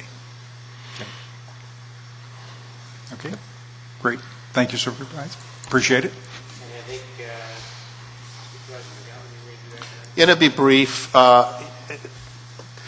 Economic sustainability, actually I'll give you the DPC's version, which is, we're, as you know, been mandated to complete the project by next year. We have formed a committee to work on that. We are retaining the services, I think, of the Bay Area Economics Consulting Team to do the work. I believe money's and checks in the mail or money's in the bank. Thank you very much. You guys have been very positive in that regard. We, as I said, just mentioned, we're hoping that this is as much of an informative process for your plan as it is anything else. I don't want to go into much more detail about that. What I'd like to emphasize, an economic sustainability plan is the blueprint or the outline or whatever you want to call it that allows the folks in the Delta, in my opinion, to have profitable and constructive and meaningful lives and businesses that are in sync with the bigger state policy that we talked about in the co-equal goals. You are in the middle of a very successful model for economic sustainability, both in this building, which is a converted sugar beet factory, now winery and event center and wine tasting place. It's a home, for instance, of the Herringer vineyards. This is one of those 6, I think, soon to be 7th generations families. The young son comes back from Fresno with his degree in winemaking and tells the father, Mr. Steve Herringer, who's of my generation, that just having yield on the acreage for grapes is not the secret. The secret is in the quality, not the quantity. Tells his dad he's got to cut about a third of the grapes off of the vine and throw them on the ground. And after Steve Herringer has a heart attack and realizes that that's actually a way to make better wine, off they go. So that is our future here in this area. Economic sustainability for us is a continued awareness of that dynamic and appreciation of that industry and support of the industry in a way that allows it to be meaningful. A couple of things that are, I think, for all of us in the Delta that are the most challenging, really, the most challenging, I think, at this point is the level of uncertainty that we're living with as to what the afterlife will be. The FEMA maps themselves have been a huge, the FEMA designations have been a very huge negative factor in our economic sustainability hopes because it leaves us in a place of not only not being able to do any sort of residential construction and be challenged by those kinds of buildings or renovations, but even more importantly, it makes it very uncertain as to what kind of commercial and industrial growth we can have. So it's a huge factor. And the other one is, as I suggest, it is the uncertainty. Economic sustainability and a successful economic sustainability package allows for and encourages people to invest money into a commercial activity, an industrial activity. And so we need to get to the point where the rules of the game are clear, so that folks like the Herringers or the Bogles just built a new winery, I think it has a 2 million case capacity. They're about the 8th largest winery in the country, and they're another multi-generational family here in Clarksburg. So it's our future down here. So the Delta Protection Commission is, I think, dedicated to coming up with this plan. Our position is it needs to be informative to your work. It needs to be in sync with the final plan of the Delta as through the Stewardship Council, and we want it to be one that works. Finally, I'll just say the last 2 things. One of my frustrations in a lot of the discussion over the legislation last year was the apparent lack of recognition that it's the counties that are really the best suited. Once the rules of the game are established, we're the best suited to do the to actually do the development and the implementation of those kind of plans through land use, economic development, things of that nature. We're also the people that are responsible for the things that go along with that, such as housing, the basic sewer water infrastructure, roads, and things of that nature. We're the ones that are responsible for that. We're also the ones who know how to do it in really the most effective way to meet the goal. And so whatever we wind up with needs to be a workable tool that the counties can then go back and say, okay, I can make this work. I get what everybody else wants to do with the water and the environment here in the Delta, but I see a plan that can be successful for our needs, so we can continue to have the kind of viability in a community like Clarksburg that we presently have, and perhaps even build on that. And lastly, I'll say, for the fundamental advance of economic sustainability, a practical thing you could do is, before you leave tonight, you could buy some wine that was grapes of which are grown here in the Clarksburg area and were bottled right here in this building. And Mr. Herringer will open up his tasting room for you at the conclusion of this meeting, and he'll keep it open for as long as you wish to sample the fruits of this wonderful District 1 of Yolo County. Thank you very much. But again. not after 2 a.m. Oh, well, certainly, but we do roll the clocks back here. And with that, I think I turn it over to you for No, questions. I think you get Mr. Provenza, who Mr. actually Provenza for the going Conservancy. to talk about the Conservancy. Don't forget Jim. Now, that's the last piece of the puzzle. The Delta Conservancy, of course, was established by Senate Bill 1 and is really just in the organizational stage. There's been 2 meetings. We have hired a temporary interim executive director. A week from Monday, our subcommittee will meet to begin the process for a search for a permanent executive director. We have other interim staff either on or being hired. We have begun presentations to educate the members as to the process that has occurred up to now. Some have been involved, some are new to the process, so we're bringing everybody up to speed. Once we hire a permanent executive director, we will have 2 years to do a strategic plan. And as a lawyer, the first thing I do is I go to look at what the law requires us to do, and that's why I did something I know you didn't want to see, and I hardly ever do, is a very brief PowerPoint. But the Delta Conservancy, what I call the Delta Conservancy co-equal responsibilities. Now, like a newspaper, the headline is mine, but the law is as written. And the 2 responsibilities of the Delta Conservancy are to act as the primary state agency to implement ecosystem restoration in the Delta. And then secondly, the Conservancy shall support efforts that advance environmental protection and the economic well-being of Delta residents. I think that really is the key to making this process work, the implementation process, because both of those elements can work together to make this a very successful process.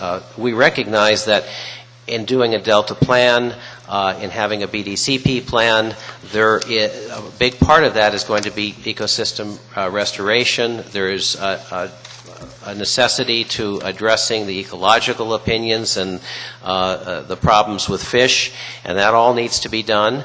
But along with that, the law recognizes that the Delta Conservancy is responsible for advancing the well-being of the Delta residents and creating what we call in Yolo County the concept of net gain, that people work together because everyone gains in the process. Now that term, I didn't invent it. It came from our historic agreement between the gravel companies and environmentalists that allowed the gravel mining in Yolo County to go forward. And one of the first things that I saw as supervisor as I went to a meeting that I thought that people would be up in arms and fighting each other, and they were all arm in arm working together because they had reached an agreement to protect the environment and promote industry at the same time. And that's really where I see the opportunity. Let's see if I can do this. The Conservancy will support efforts that promote the economic well-being of Delta residents, including protecting and enhancing habitat and habitat restoration. We've talked about some of that, but I think it also includes all habitat. In our county, for example, it includes the wildlife area, an area of importance to the federal, state, and national government, and a subject of international treaties for protecting migratory birds and providing a place that thousands of children receive education in the environment every year. Protect and preserve Delta agriculture and working landscapes. So we've talked a little bit about that, but that's important to every single Delta county. In Yolo County, we're kind of first up.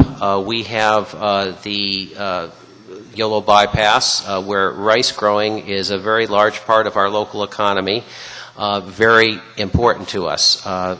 We are working on studies that will figure out ways that we can address the habitat restoration for fish without harming the rice growing. And in fact, one of the things that we've done recently is concluded agreements with both the water agencies and the state to fund Yolo County's efforts to do those studies so we can figure out how to have a net gain, so we could figure out how to do what we need to do to protect fish at the same time we're promoting agriculture.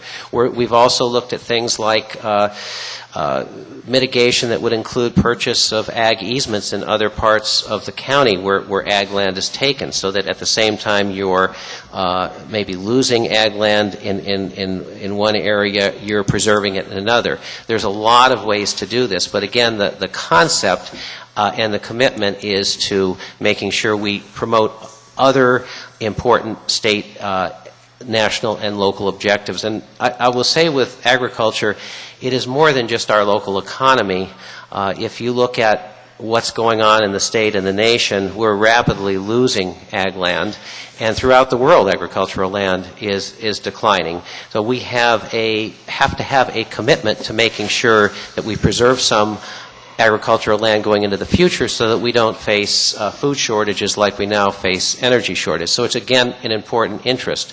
But in protecting that interest, I think we can work in ways, and particularly with the Conservancy, because you have local government there, state appointees, environmentalists, who can work together to figure out ways to do this so that it's a net gain in all those interests.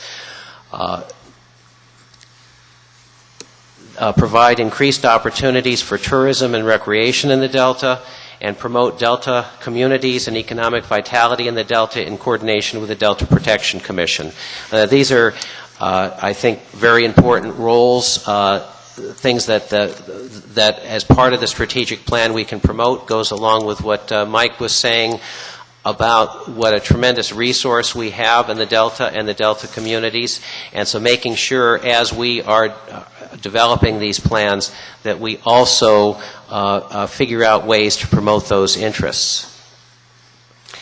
Increase the resilience of the Delta to the effects of natural disasters such as flood and earthquakes in coordination with the Delta Protection Commission, and protect and improve water quality. I think those goals speak for themselves and will be an important part of our efforts. Assist the Delta regional economy through the operation of the Conservancy's program. Again, I think as we develop a strategic plan, we will be be thinking of ways we can promote the economy at the same time and hopefully result in a gain for everyone in the process. Identify priority projects and initiatives for which funding is needed. And of course, at this point, the Conservancy doesn't have any funding except to do the strategic plan, but the strategic plan will take about 2 years. And I think that's really an opportunity, too, because at this point, and we just went through this process in talking to Senator Feinstein's staff and looking at some of her goals for legislation, there's a lot of skepticism right now in the Delta about funding the Conservancy at all. But I think if we are able, working with you and working with the Delta Protection Commission, to develop a strategic plan that promotes all of these interests, I think a lot of that skepticism goes away, and we go forward with support for funding, not only federal funding, but ultimately the state bond and other things. Once people see where it's going and understand that it's being developed for mutual benefit. So I think it's a challenge, but it's also a tremendous opportunity. Protect, conserve, and restore the region's physical, cultural, historical, and living resources, and assist local entities in the implementation of their habitat conservation plans and natural community conservation plans.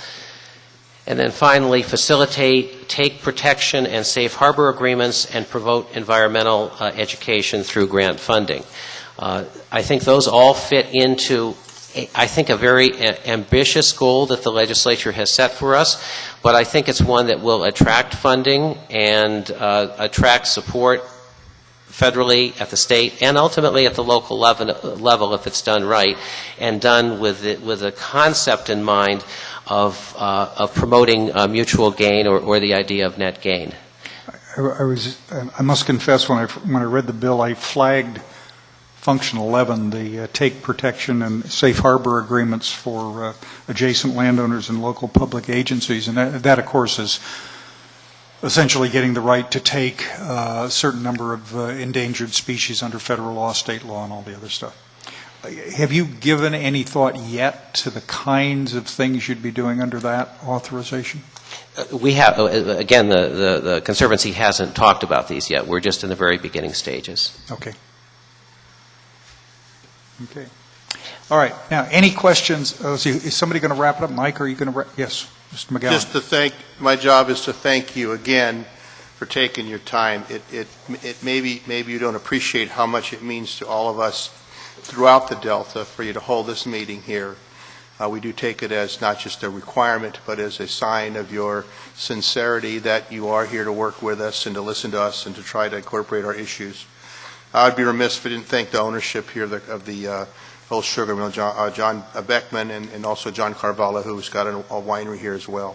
And I was serious about sticking around if you wanted to taste a little wine, and if you feel so inclined to buy a case or two, we have it available. Will there be live music, Mike? Yes, but you do not want to hear me sing after a couple of bottles of wine. So you might want to wait on that for some other occasion. Cindy's not here, so we're in trouble. Supervisor McGowan, I understand your band played recently at a private event in Stockton, which was somewhat raucous. And all I want to say is that we're still working it out with the police chief there. The animals, I think, are all out of the veterinarian hospital now. Good. The neighboring dogs and cats, and I think most of the fires have been put out. Got it. Thank you very much. For those of you who don't understand the reference, Supervisor McGowan has a well-known. Legendary. I'm going to say rock band. Legendary. Legendary rock band, and has for many, many years. And he played recently at Mr. Johnston's home in Stockton. The police were only called 4 times. That's right. Did anybody call your office? Did anybody call your office, Larry? Sheriff. Thank you. Let's see. Other thing is, I mean, I know you're going through the hiring of people at the Conservancy, and you've also got hiring situations at the Delta Protection You know anybody? Commission. Send them over. We need good talent there. Absolutely. Okay. Anybody in the audience interested? There are 2 jobs applications going on right now. And the deadline for application for the DPC is Friday of next week. Friday of last week. Of next week. Next week. Okay. And I think the Conservancy pays more. Oh, you were going to work with us We're trying to work that one out. The chance to play off the Delta Protection Commission against the Conservancy for salaries perhaps would interest some of the people in the audience. But it also suggests that if there are occasions where you want us to report into you and vice versa, I think it's a good idea. May I say one more thing, Phil? I'd be remiss if I said, there have been, in addition to our formal work as a Delta coalition of counties, I know there have been any number of private conversation, individual conversations going on between all of us and different members of your body, both staff and commissioners as well. And I've personally been very happy with that, very pleased with that. Finally dawned on us that, hey, let's just start having these conversations. And I think that the communication avenues here are good and they're open, and this can work. Okay. Gentlemen, thank you very much. Thank you. Yes, sir. Very good. Oh, it's that tough Mike Reagan. That's what. Thank you. Okay. All right, ladies and gentlemen, as you notice, we've set aside 2 hours for public comment this evening because we thought some people would be coming after work, and it made sense, and we're willing to stay at least till 7:30 or until the last person desires to speak, which is not an invitation for filibusters, although those are popular these days, but just an observation. Also, some of you may not be able to come back to our meeting tomorrow, which starts at 9 o'clock. We're talking about our second draft interim plan. There'll be a third and final vote, interim plan, and then a vote in August. We're talking about administrative procedural and appeal stuff. It's not for action, but for information, and there's some miscellaneous stuff for tomorrow. So if any of you are not able to come to tomorrow's meeting and wish to use the public comment session to raise issues for tomorrow, that would be perfectly appropriate. I guess we've had a couple of requests already to speak. Mr. Coolidge, I'm sorry. Just on tomorrow, the staff report for the interim plan tries to outline how it changed from the first draft, but right. I should let folks know that this afternoon we posted the red line on the website as well, so if you really want to get in and see change for change, it's a little confusing to follow, but the red line is there, so you can see what dropped in, what dropped out. And some of your communications that had come in had said you want to have a red line, which is very necessary. You're going to find that the change from the first to the second plan moved major pieces of information out, so it's going to look massive on moving stuff out. But stick with us, and we'll have the red line published of the third and final version before the next meeting, and that'll also be a red line version for your review. So anyway, who do we have? Ms. Rogers, why don't you just bring the cards up here, and if you give them to Ms. Rogers or anyone at the table, we'll call you in the order you submit an application. Ms. Sward, I'm going to give you back your book, so I have an official record, verbally and also on television. Thank you for the loan of the interesting book. Thank you. Well, yes, we'll happy to pass this out. Okay.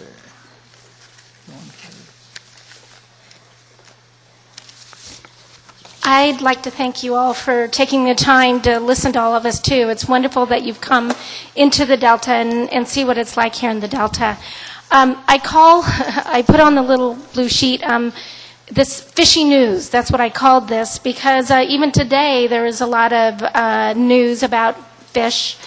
And I want to express that over the last 2 years, I kept seeing the news say the same thing over and over again, fish versus farmer, and didn't really talk about all the other issues that you all are dealing with now. And so I did a study of the media, and the reason I'm telling you this, so you won't experience the frustration I did in realizing that so much of California media, the news media, has gone through this huge transition of ownership in the last year.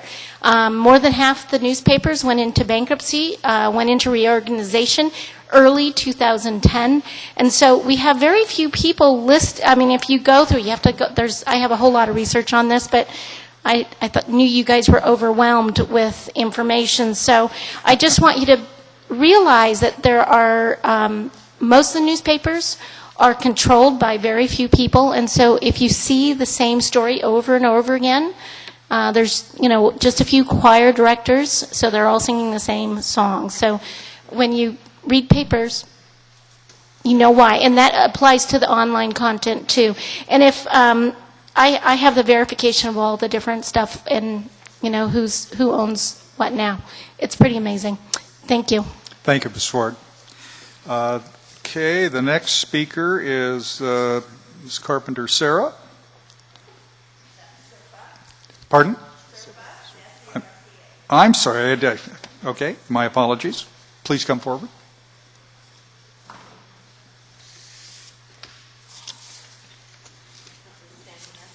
You could either sit down or stand up at your pleasure. Okay, this is fine.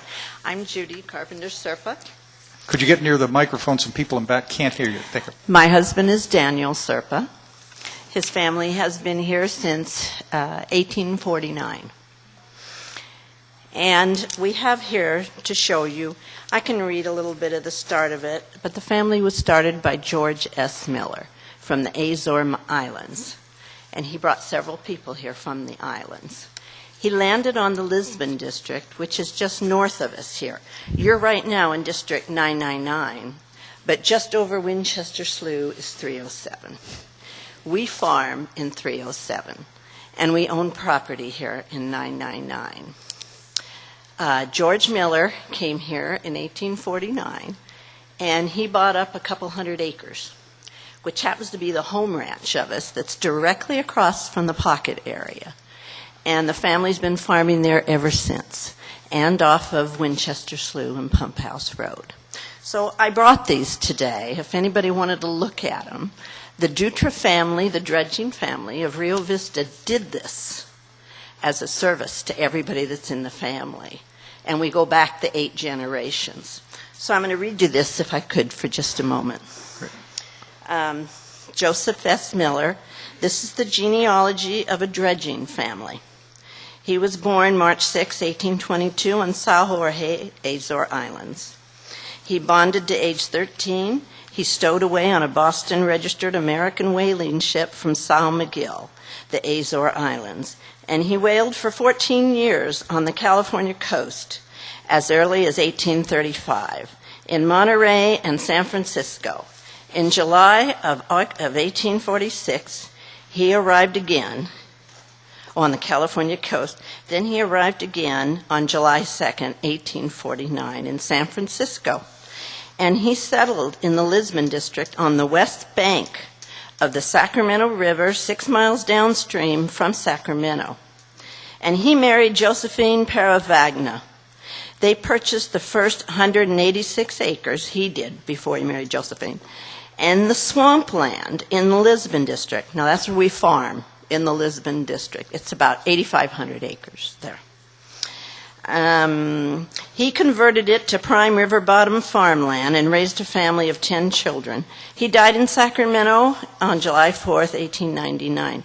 But what everybody needs to remember here, he was instrumental in the migration of many of the family members from the California, members from the Azores Islands to California. I got to read to the end of this and come back to the front, so excuse me, bear with me here. So he was instrumental in the migration of many of his family members from the Azores Islands to California.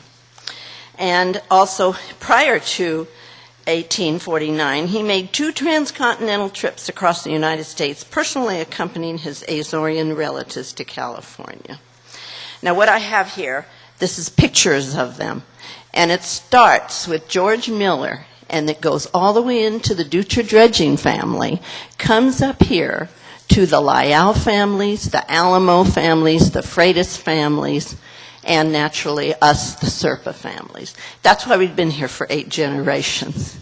My husband would be here today, but he doesn't have the patience. He just can't understand, and everybody out here knows who he is. He can't understand why you want to come and maybe make this a swampland.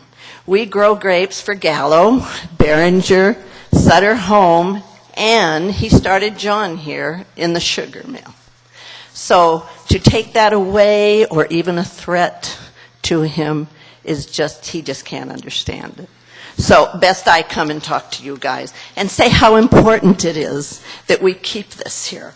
all the way from District 307 to Rio Vista to the Dutra dredging family. Thank you. Thank you, Ms. Serb. Melinda Terry, you're in the back of the room. There you are. Ms. Terry, who came with us on the morning part of our tour.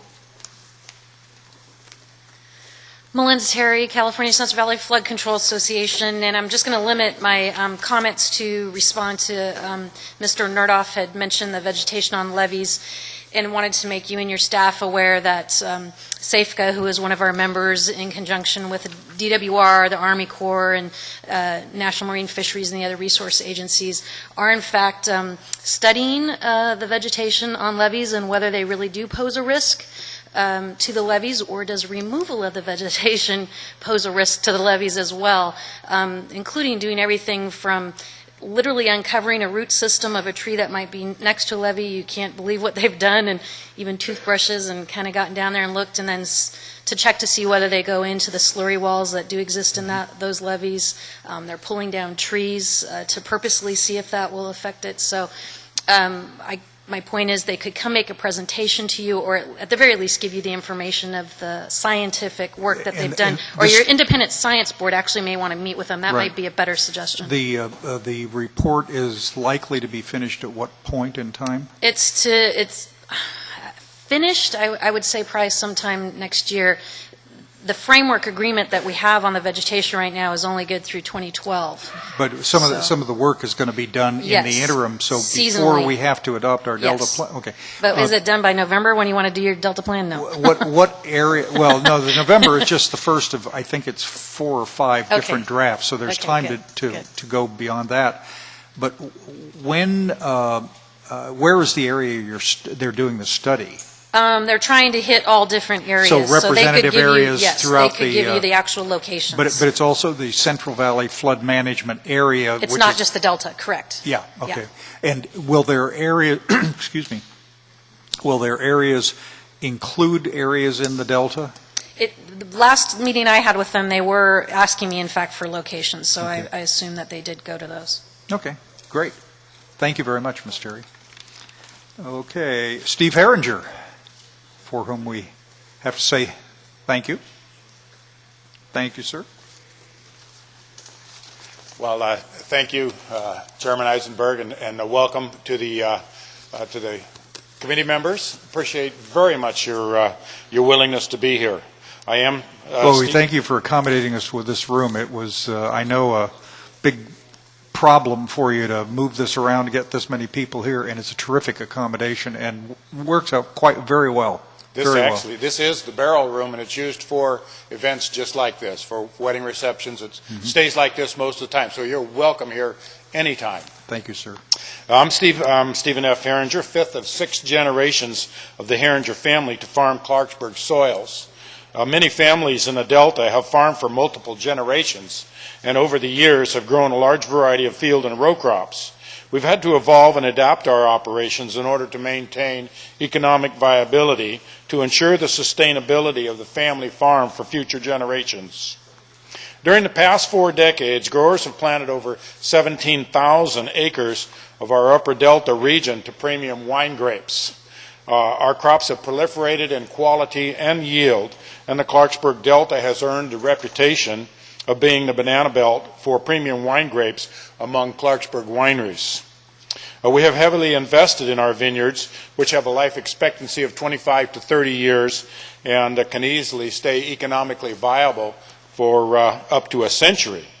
In 2005, the UC Cooperative Extension published costs to establish and produce wine grapes in the Clarksburg region. The study documents the requirements of in excess of $16,000 per acre to develop a vineyard. And during the past 5 years of dramatically increasing steel, vine, labor, and fuel costs, that investment can easily be in excess of $20,000 an acre today. That equates to a total investment in vineyards and infrastructure alone exceeding $340 million in District 17, the Upper Delta region. California Association of Wine Grape Growers completed an economic impact study 2 years ago of California wine and grape growers' contributions to the state and U.S. economy. Extrapolating these economic impacts to just our 17,000 acres of wine grapes, we create in excess of 11,000 full-time equivalent jobs in California and an additional 13,500 jobs nationwide. And that is more than the Obama administration has been able to generate. This generates $357 million in California wages and almost $900 million in wages throughout the USA. In excess of 700,000 visitors with tourism expenditures exceeding $71 million are attributable to our 17,000 acres of grapes. Our Yolo County supervisors have partnered with us to keep our unique Upper Delta area agricultural. We adopted sustainability generations ago to assure the farming and enjoyment of our Delta region for the benefit of all of the people of our great state. We respectfully request now that you consider the Delta as a place and its people in all of your deliberations. Thank you very much. Thank you, Mr. Herringer. Appreciate that very much. Okay. Mr. Robert Kirtland. Mr. Robert Kirtland. Mr. Kirtland? There you are.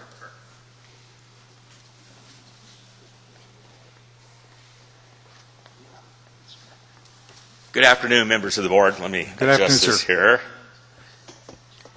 As my cousin Steve pointed out to you, I also am a fifth generation of 7 generations. Family came for the gold rush. Didn't find the Golden Mountains, but they found it down here. I would like to point out to you folks, and may I poll the board a second. You know, when I say how many generations we are, for our community, that is not unusual.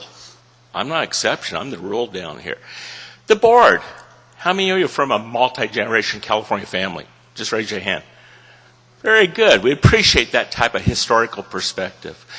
But my operation, diversified row crop, agritourism, and I am a nationally recognized speaker on agritourism, as well as kind of a self-appointed historian of our area in the Delta here. In fact, last week I was a resource speaker on the water education bus. But I'd like to point out several things about our Delta. For a little background, this book is called The Siskiyou Trail. It's the historical adventures of the Hudson Bay Company down in California, which, by the way, was given to me by the Moore family, also a multi-generation gold rush family. And in it, they talk about when they came down in 1830, they found really a jungle, berries, tules down in this part of the valley. Even the Indians only lived on the natural water banks along the Sacramento River. About the only animal that could get through the underbrush was the grizzly bear that they occasionally encountered. But they talked about in this book, when they were shooting for game, one shot would raise so many mosquitoes that it would block out the sun. And in the winter of that year in 1830, it rained so bad that the only dry spot they could find to camp was the Sutter Buttes. It wasn't 6 foot of water, 10 foot of water, but this whole valley was wet, and the Sutter Buttes, as everybody knows, was the only place that they could camp. In 1850, which by the way, when they returned in 1833, it's described in the book, they found a valley of death. They had brought malaria with them. And of course, we all know what spreads malaria. And they pretty much wiped out the native Indian population in this delta. In 1850, California became a state. And part of the conditions of it becoming a state was all these lands, public lands, had to be given to the federal government. And as most states, these lands were handed out through federal homesteads. Never passed through state hands because, when they were a state, they were a republic when they gave it to them. Except when it comes to swamp and overflow lands. Swamp and overflow lands were given from the feds to the state government with the condition that these be sold to private individuals to become beneficial to the state by reclaiming it. Our families, many of us down here, were some of the recipients of these early patents. We actually have a contract, and it's handwritten, and it's held in the archives, a lot of the libraries in the counties. that these lands were granted to us free and clear of the common law public trust in 3 areas: navigation, fisheries, and commerce. Because these had to be passed that way. The state gave up these rights way back then in order for us to be able to turn this land into a beneficial use. So, we're dealing with a lot of historical perspective here. What was very interesting to me was that after I got done speaking to the Water Foundation, I get home, I get a phone call from my aunt. She received a packet for the state wanting to come onto her lands, which is across the river from one of the intake place proposals. And I notice on there that they have a channel margin, which was talked about 20 years ago, folks. It's nothing new. It was 20 years ago, but everybody thought it went bye-bye. That channel margin, if enacted, would wipe out my family's heritage and a lot of these others, because in the early days, that's where we built our homes and established our families and operations along the banks of the river. My home that I live in was built by my great-great-uncles. The last flood and I also live in Lisbon District. The last flood in Lisbon District was in 1907, which, by the way, Lisbon has never broken from the front levee, always through the back levees, because the levees north of Sacramento would fail and come through the back. My home stayed dry in 1907 because of the location that was built at. But I think, and I hope it was not just lip service I've heard here, because, folks, we definitely need truth in government. We hear a lot of talk, but we don't see a lot of action. And I would like to finish with one thing, which I talked to on the bus, and I'm very serious about this, folks. In our volunteer fire department over here, we have a roster of honor, a roll of honor, which were the men and women that served in World War II to defend this book that I'm holding up, this beautiful old leather-bound book. And it says Constitution of the State of California. 1941 is when this one was printed. The foreword was written December 7th, 1941, 4 days after Pearl Harbor. But I want to read to you something that our men and women fought for and continue to fight for. Article 1, Declaration of Rights of our state constitution, not the federal. All men are by nature free and independent and have certain inalienable rights, among which are those of enjoying, defending life and liberty, acquiring, possessing, and protecting property, and pursuing and obtaining happiness, safety and happiness. Folks, do you know I paid for that book?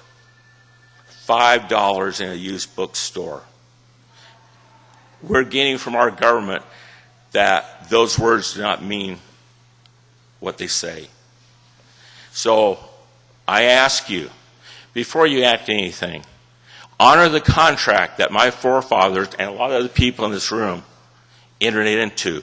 We honored our side. We've made these lands some of the most beneficial and productive in the world.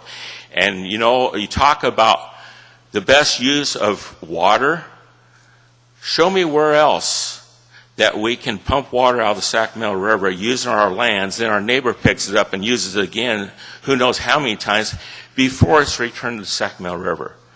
Do not destroy our heritage, as well as one of the most productive, efficient agricultural areas in the world. Thank you for your time.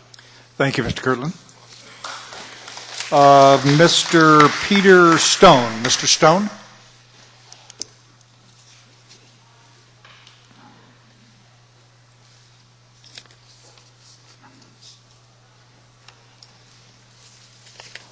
Well, I thank you for the opportunity to address the council.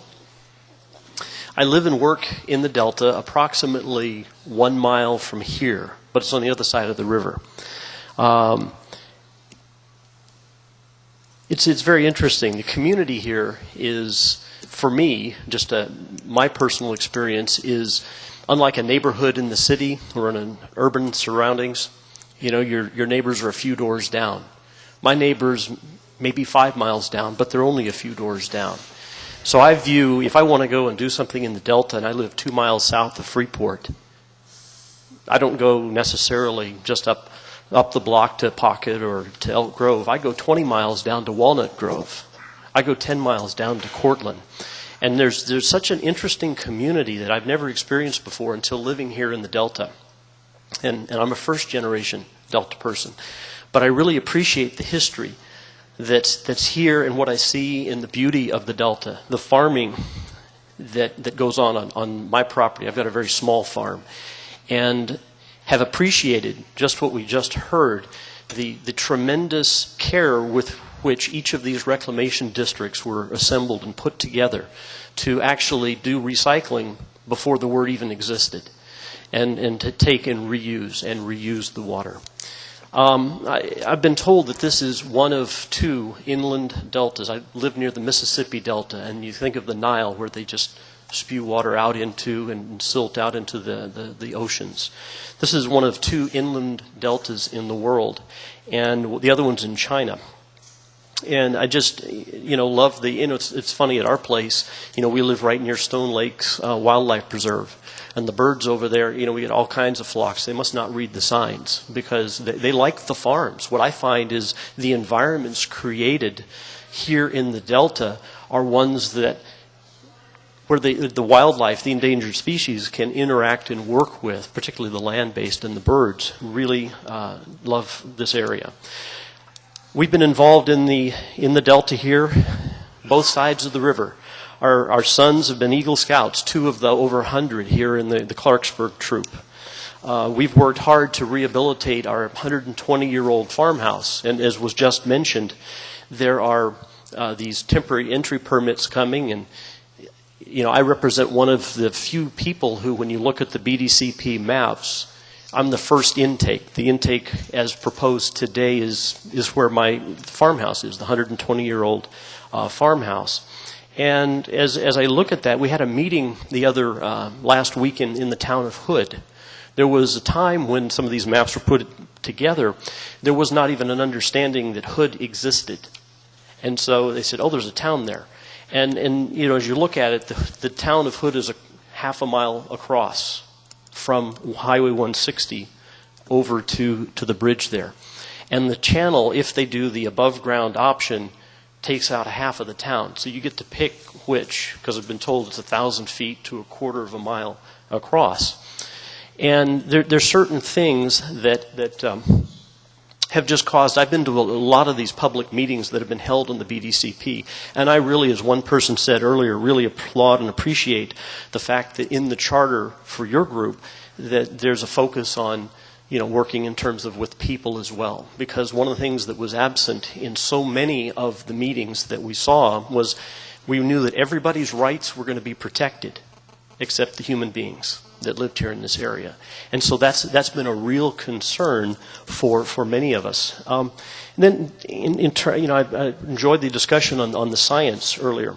It seems like there's a lot of conflicting science, and I found that early on. The DWR guys were really frustrated that they do everything they can to clean off the inside of the levees so that they can find the boils when the water is rising. And for those of you who've not lived here, when you find a boil on your property, the water is coming up not from the levee, but actually coming up right next to the levee. They can't do anything about it at the time. They have to actually make a well around it and get to the point where they just stabilize it until they can handle it later. A lot of very interesting things that just don't work in a similar way in the city, and I'm sure many, many of you are aware of that.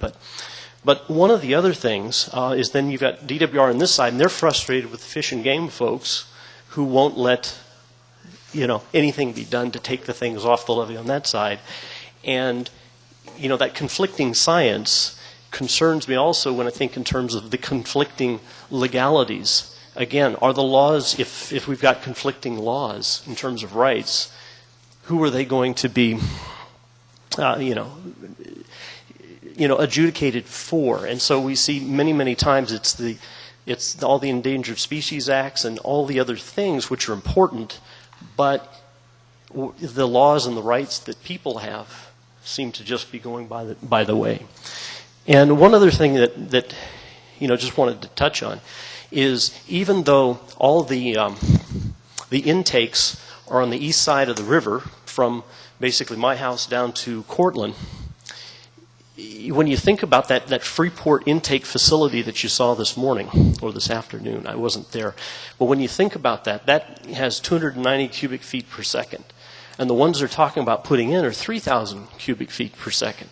So what will happen is they talked about being 8 stories tall and perhaps a half a mile in length.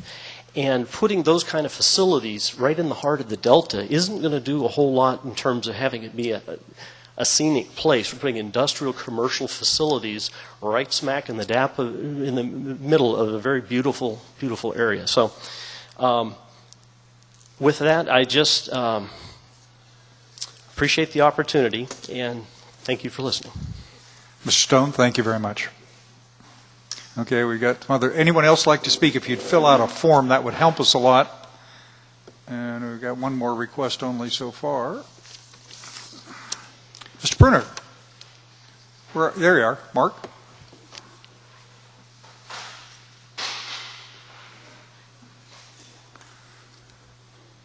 Members, you'll recognize Mr. Pruner from many previous meetings if you've been down to the Delta, but also, I think, 3 of ours. At least. At least. Good to see you again. Thank you. Some of the other members of the community are coming and filling out cards. First of all, I want to thank you so much for coming to Clarksburg. You're in the primary zone. I know the statute says you got to be here, at least in the Delta, but thank you anyway for coming. And many of the members of our community are here to participate in the process, to watch what goes on, because as you can hear and hopefully you can feel their homes, their businesses, their lives, they feel very much are affected by what you're doing and will be doing. And we've been here for a while. We've been meeting at North Delta Cares for 2 times every month. We've been doing that for about 2.5 years, coming on 2.5 years, and we hope we don't have to do that too much longer, but we'll continue to be engaged and meet as long as it's necessary. One of the things I want to point out, I think it's a great example of what has happened here in the Delta with the energy and the focus in the community, the people here, is the facility that you're in today.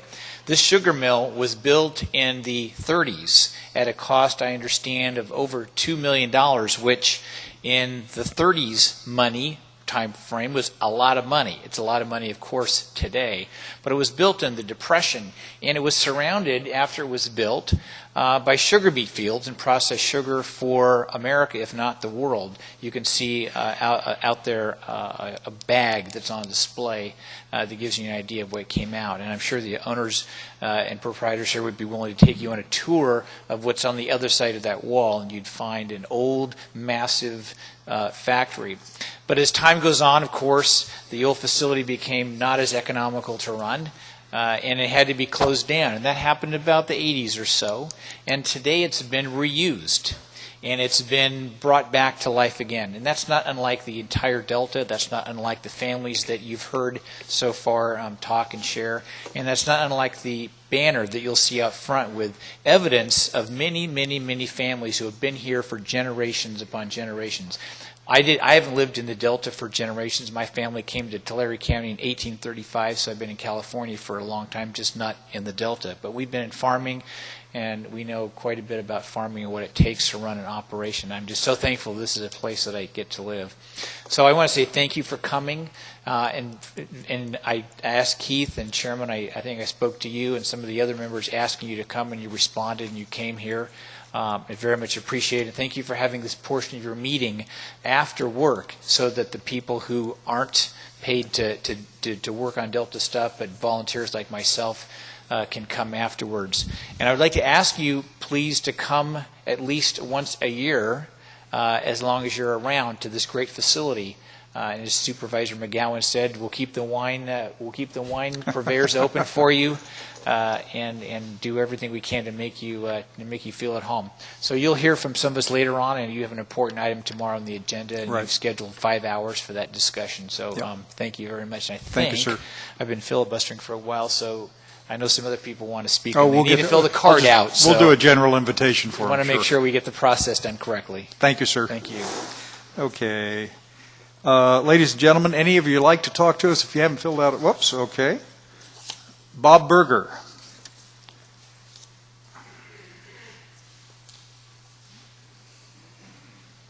Your handwriting is just as bad as mine, but I think it says Cortland for something Hood. Well, I was pretty proud of my handwriting until you said that.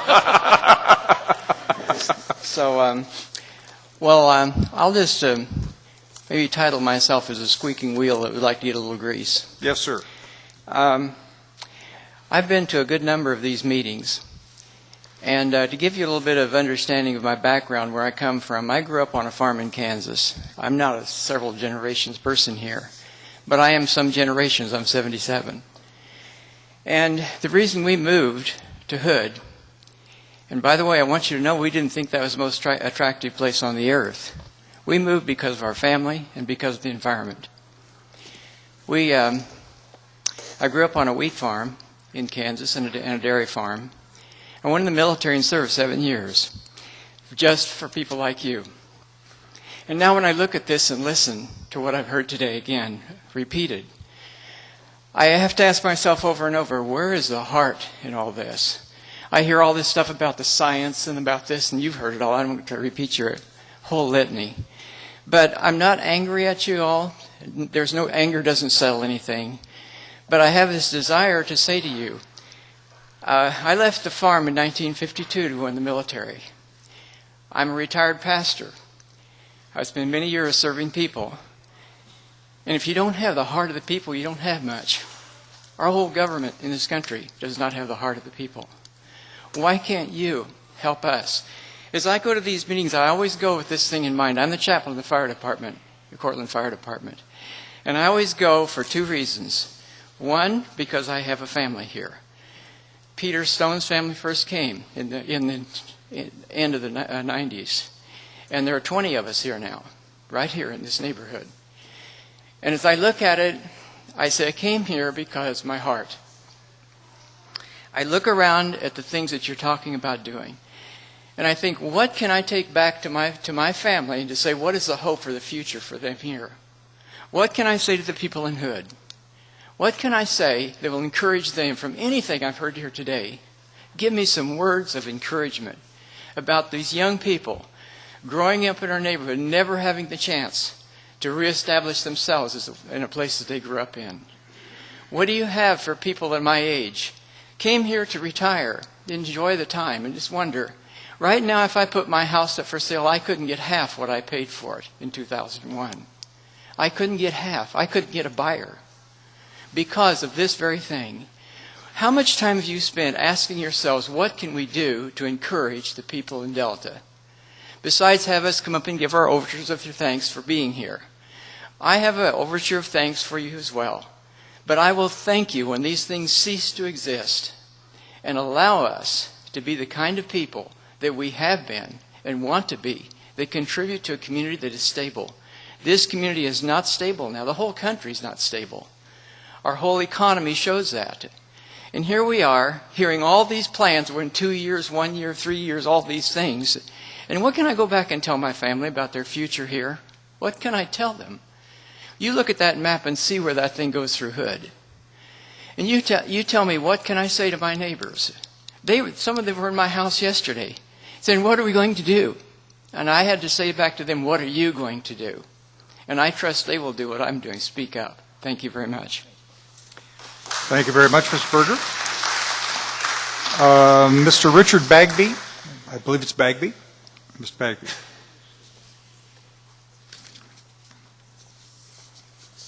I'm not a farmer in the area. I'm a retired educator. Yes, sir. And I've only been here about 40 years. But in that 40 years, I've gained tremendous respect for the people who are farming in the area, who are true stewards of the land. They're people of integrity and people who are doing the right thing. I come here today representing two groups. First of all, the Clarksburg Community Church. I'm one of the trustees. The Clarksburg Church here has an impact within and beyond the community. Informally gathered as in the early 1920s, they were incorporated in 1926, built their first building out of pocket in 37, added on to that in the early 50s, and just recently completed another addition to the building. The Clarksburg Community Church's mission locally extends free of charge to many community groups. The fellowship hall in the church is known as a community hall because it's available to all groups in the community. As far as worldwide missions go, we've reached as far as Jaramillo, Mexico with material, money, and labor. We've had our people in Bucharest, Romania, again, with money and labor. We've supported many other worldwide missions. My concern is that any intrusion on the vitality of our area, the way things are, would adversely affect our support structure, which is entirely volunteer donation, and make many of these things not possible. I also am Assistant Fire Chief, Clarksburg Fire Protection District. We have an outstanding fire department. I think we do. We're well respected in the county and beyond. We've achieved ISO protection class 5 for many parts of our community here. And again, we're relying on our tax revenue and fire assessment here in the area. That's the sole source of income to make protection and safety possible. Any intrusion on this business, residence, farming is going to adversely affect our financial base and thereby affecting the quality of life here in the Delta.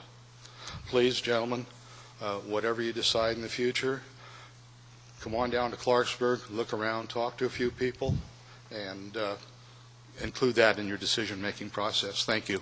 Thank you very much, sir. Next speaker is Mr. Bob Weber. Mr. Weber. Bob Weber. There you are, Mr. Weber. Good afternoon. I'm Bob Weber. I'm the manager. Pull that mic up a little bit so the folks in the back can hear you, please. Thank you. There we go. Maybe that works better.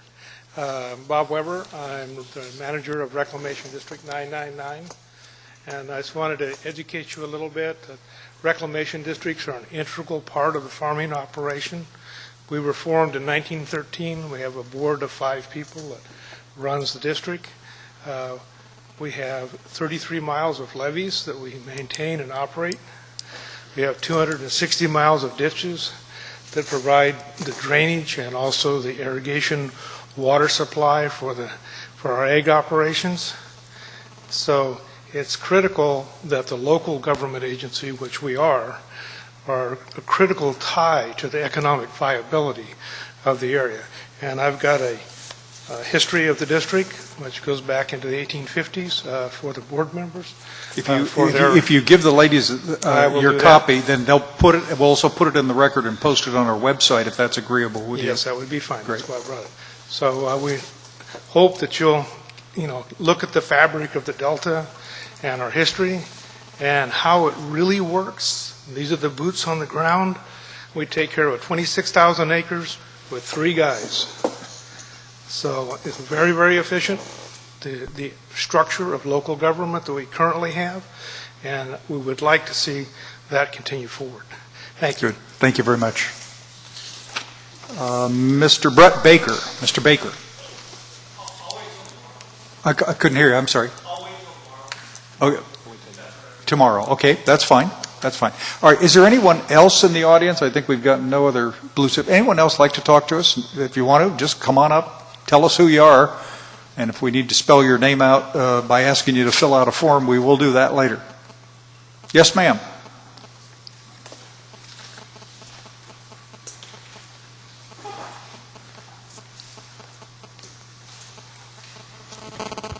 Ladies and gentlemen, I'm much too old to remember all your names, so I'm just going to call you ladies and gentlemen, and say very much thank you for being here today. I'm quite sure that I am about the oldest person in this audience. Can we have your name, too? Oh, I'm sorry. My name is Jane Klotz, Klotz. I've lived in Clarksburg for about 50 years, but my family has had a history of agriculture. My grandfather came across the plains in 1862.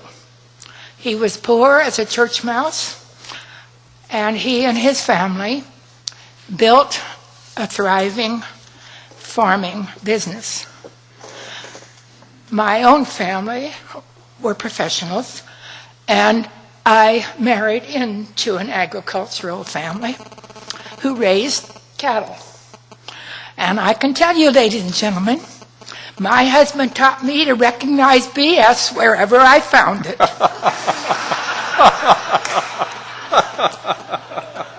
Having lived as long as I have seen our economy go up and our economy go down. I'm sure that a good many of these people have seen it go up and down also. But having been born during the Great Depression and having survived it, I have learned a great deal. And one thing is, you cannot base your economy on something as appealing as real estate, housing, because it's not rewarding, it's not truly essential, and what it does is give people a very false sense of values. The economy should be based on something that is as solid as raising food, because people have got to eat. Now, you have an awesome responsibility, and I'm sure that everyone here recognizes that times change and our system has to change to some degree. But basically speaking, the economy is going to perform for us sometimes well, sometimes not so well. When you are a farmer or a rancher, you realize that times aren't always going to be good. The rain's not always going to fall. The grass is not always going to grow. The bugs may land on you and decimate your crop. This is a given. And if you're a good rancher, a good farmer, you will plan for that. You will know that when the times are good, you had better save for when the times are not so good. And if an individual farmer or an individual rancher forgets that, he doesn't stay in business very long. Neither does a government. Neither does an economy. It's all the same things. During the good times, you had be better prepare for the bad times. Now, when you're coming to thinking about what is going to happen in the Delta, it's not just Clarksburg, it's not just the towns on the river, but it's the whole state of California, because I hope that you'll agree with me that we are in a very, very bad situation. And it's not going to get better until everybody realizes that the fate of the farmer is what is going to determine the fate of California. Somewhere along the line we forgot that. The Golden State has been golden because there's a goose that laid those golden eggs. When you start to strangle that goose, pretty soon you're not going to have any golden eggs. The water is vital to the ranchers. Without it, they cannot raise a crop. They cannot feed people that need to be fed, not only here, but throughout the world. If that water is given out hit or miss, and that the ranchers cannot count on the amount of water they're going to get, they cannot plan, they cannot succeed, and neither can the economy for the state of California or the world. I do think that I'm glad I'm not in your position. I'm glad I don't have to make these decisions that are going to be so vital. But unless it's recognized that people's in their swimming pools or their fountains or whatever is more important than the water that goes on the crops that feed people, we're going to be in a very, very bad situation. Give the ranchers, give the farmers an assurance of what kind and how much water they're going to get, and they can feed the world. Thank you. Thank you, Ms. Clark. Thank you very much. All right. Is there anyone else who'd like? Yes, please.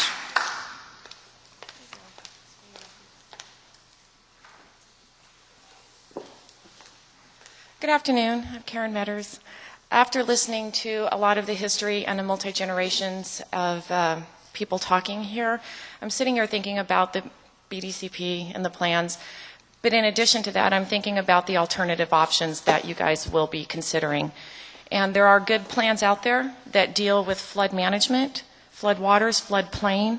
There's out there that would have a net increase in water deliveries to the Central Valley and the South of plus in dry and drought years. But my point is to spend more time exploring all of the viable options to conveyance, not just a tunnel and not just a canal, because as you can see, up here we have history that established well before the state of California ever came to be. So with that in mind, if you can hold that in the back of your minds as we move forward in this process and give extra attention to those alternative plans. Okay. Thank you. Thank you very much. Okay. Anyone else? Anyone else? All right. Ladies and gentlemen, we're going to start again tomorrow morning at 9 o'clock. We'll start promptly at 9 o'clock. We've set aside a very big block of time for the interim plan, but we're going to do a panel discussion. I think you find it on the agenda material, focusing particularly on flood risk levies and related questions. And everybody we talked to about this meeting suggested that that is likely to be certainly not the only subject, but probably one of the most important subjects. So we're going to try to focus our discussion on that. This is, as we mentioned, some of you did come in later, so let me mention this again. We have a draft interim plan that the legislation told us we had to do. Didn't tell us much what it was, but it's a draft interim plan. That is not a legally enforceable document. It is simply a planning document. Separately, by no later than December of 2011, we have to adopt a Delta plan, which is a legally enforceable state regulation. There will be for the Delta plan 4 or 5 draft iterations and a full environmental impact report. It's going to be full of so many bells and whistles you don't believe it. And that will occupy most of our time from September all the way through the deadline period. And that's the statutory deadline given to us. The interim plan that you'll see tomorrow is really kind of a structural, foundational document for that. It's worth a lot of your attention. We have now, or will have tomorrow, red line copies showing the difference between the first and the second. My personal impression is it's shorter, which is good, but also more understandable in the second version. There will be a third version before our August meeting, posted on the website and available for everyone. For those of you who use computers, we urge you to sign up on our list so you get the automatic computer notices and access to the stuff the minute it's available. And we will work as hard as we can to lead up to that August meeting where we're going to be voting on the interim plan and procedural rules and so on. So anyway, we're going to be here for 5 hours tomorrow on this whole thing. A lot of focus on flood control, levee stuff, and emergency response. And I think that's hopefully of interest to you as it is very important for us to explore. Members, anything else for this evening? Okay. Oh, I'm sorry, Mr. Natoli. Just very quickly, Mr. Chair. I know a lot of folks have thanked us, and you certainly have thanked folks for being here, but I certainly would like to just to second that and thanking folks for being here. Some have followed this very closely. Others have made a real point to be here. And I think that as we've heard, we'll continue to hear some very compelling testimony relating obviously to the very important work that's here. But I just would join with others in thanking folks certainly for being very hospitable and welcoming us to this community.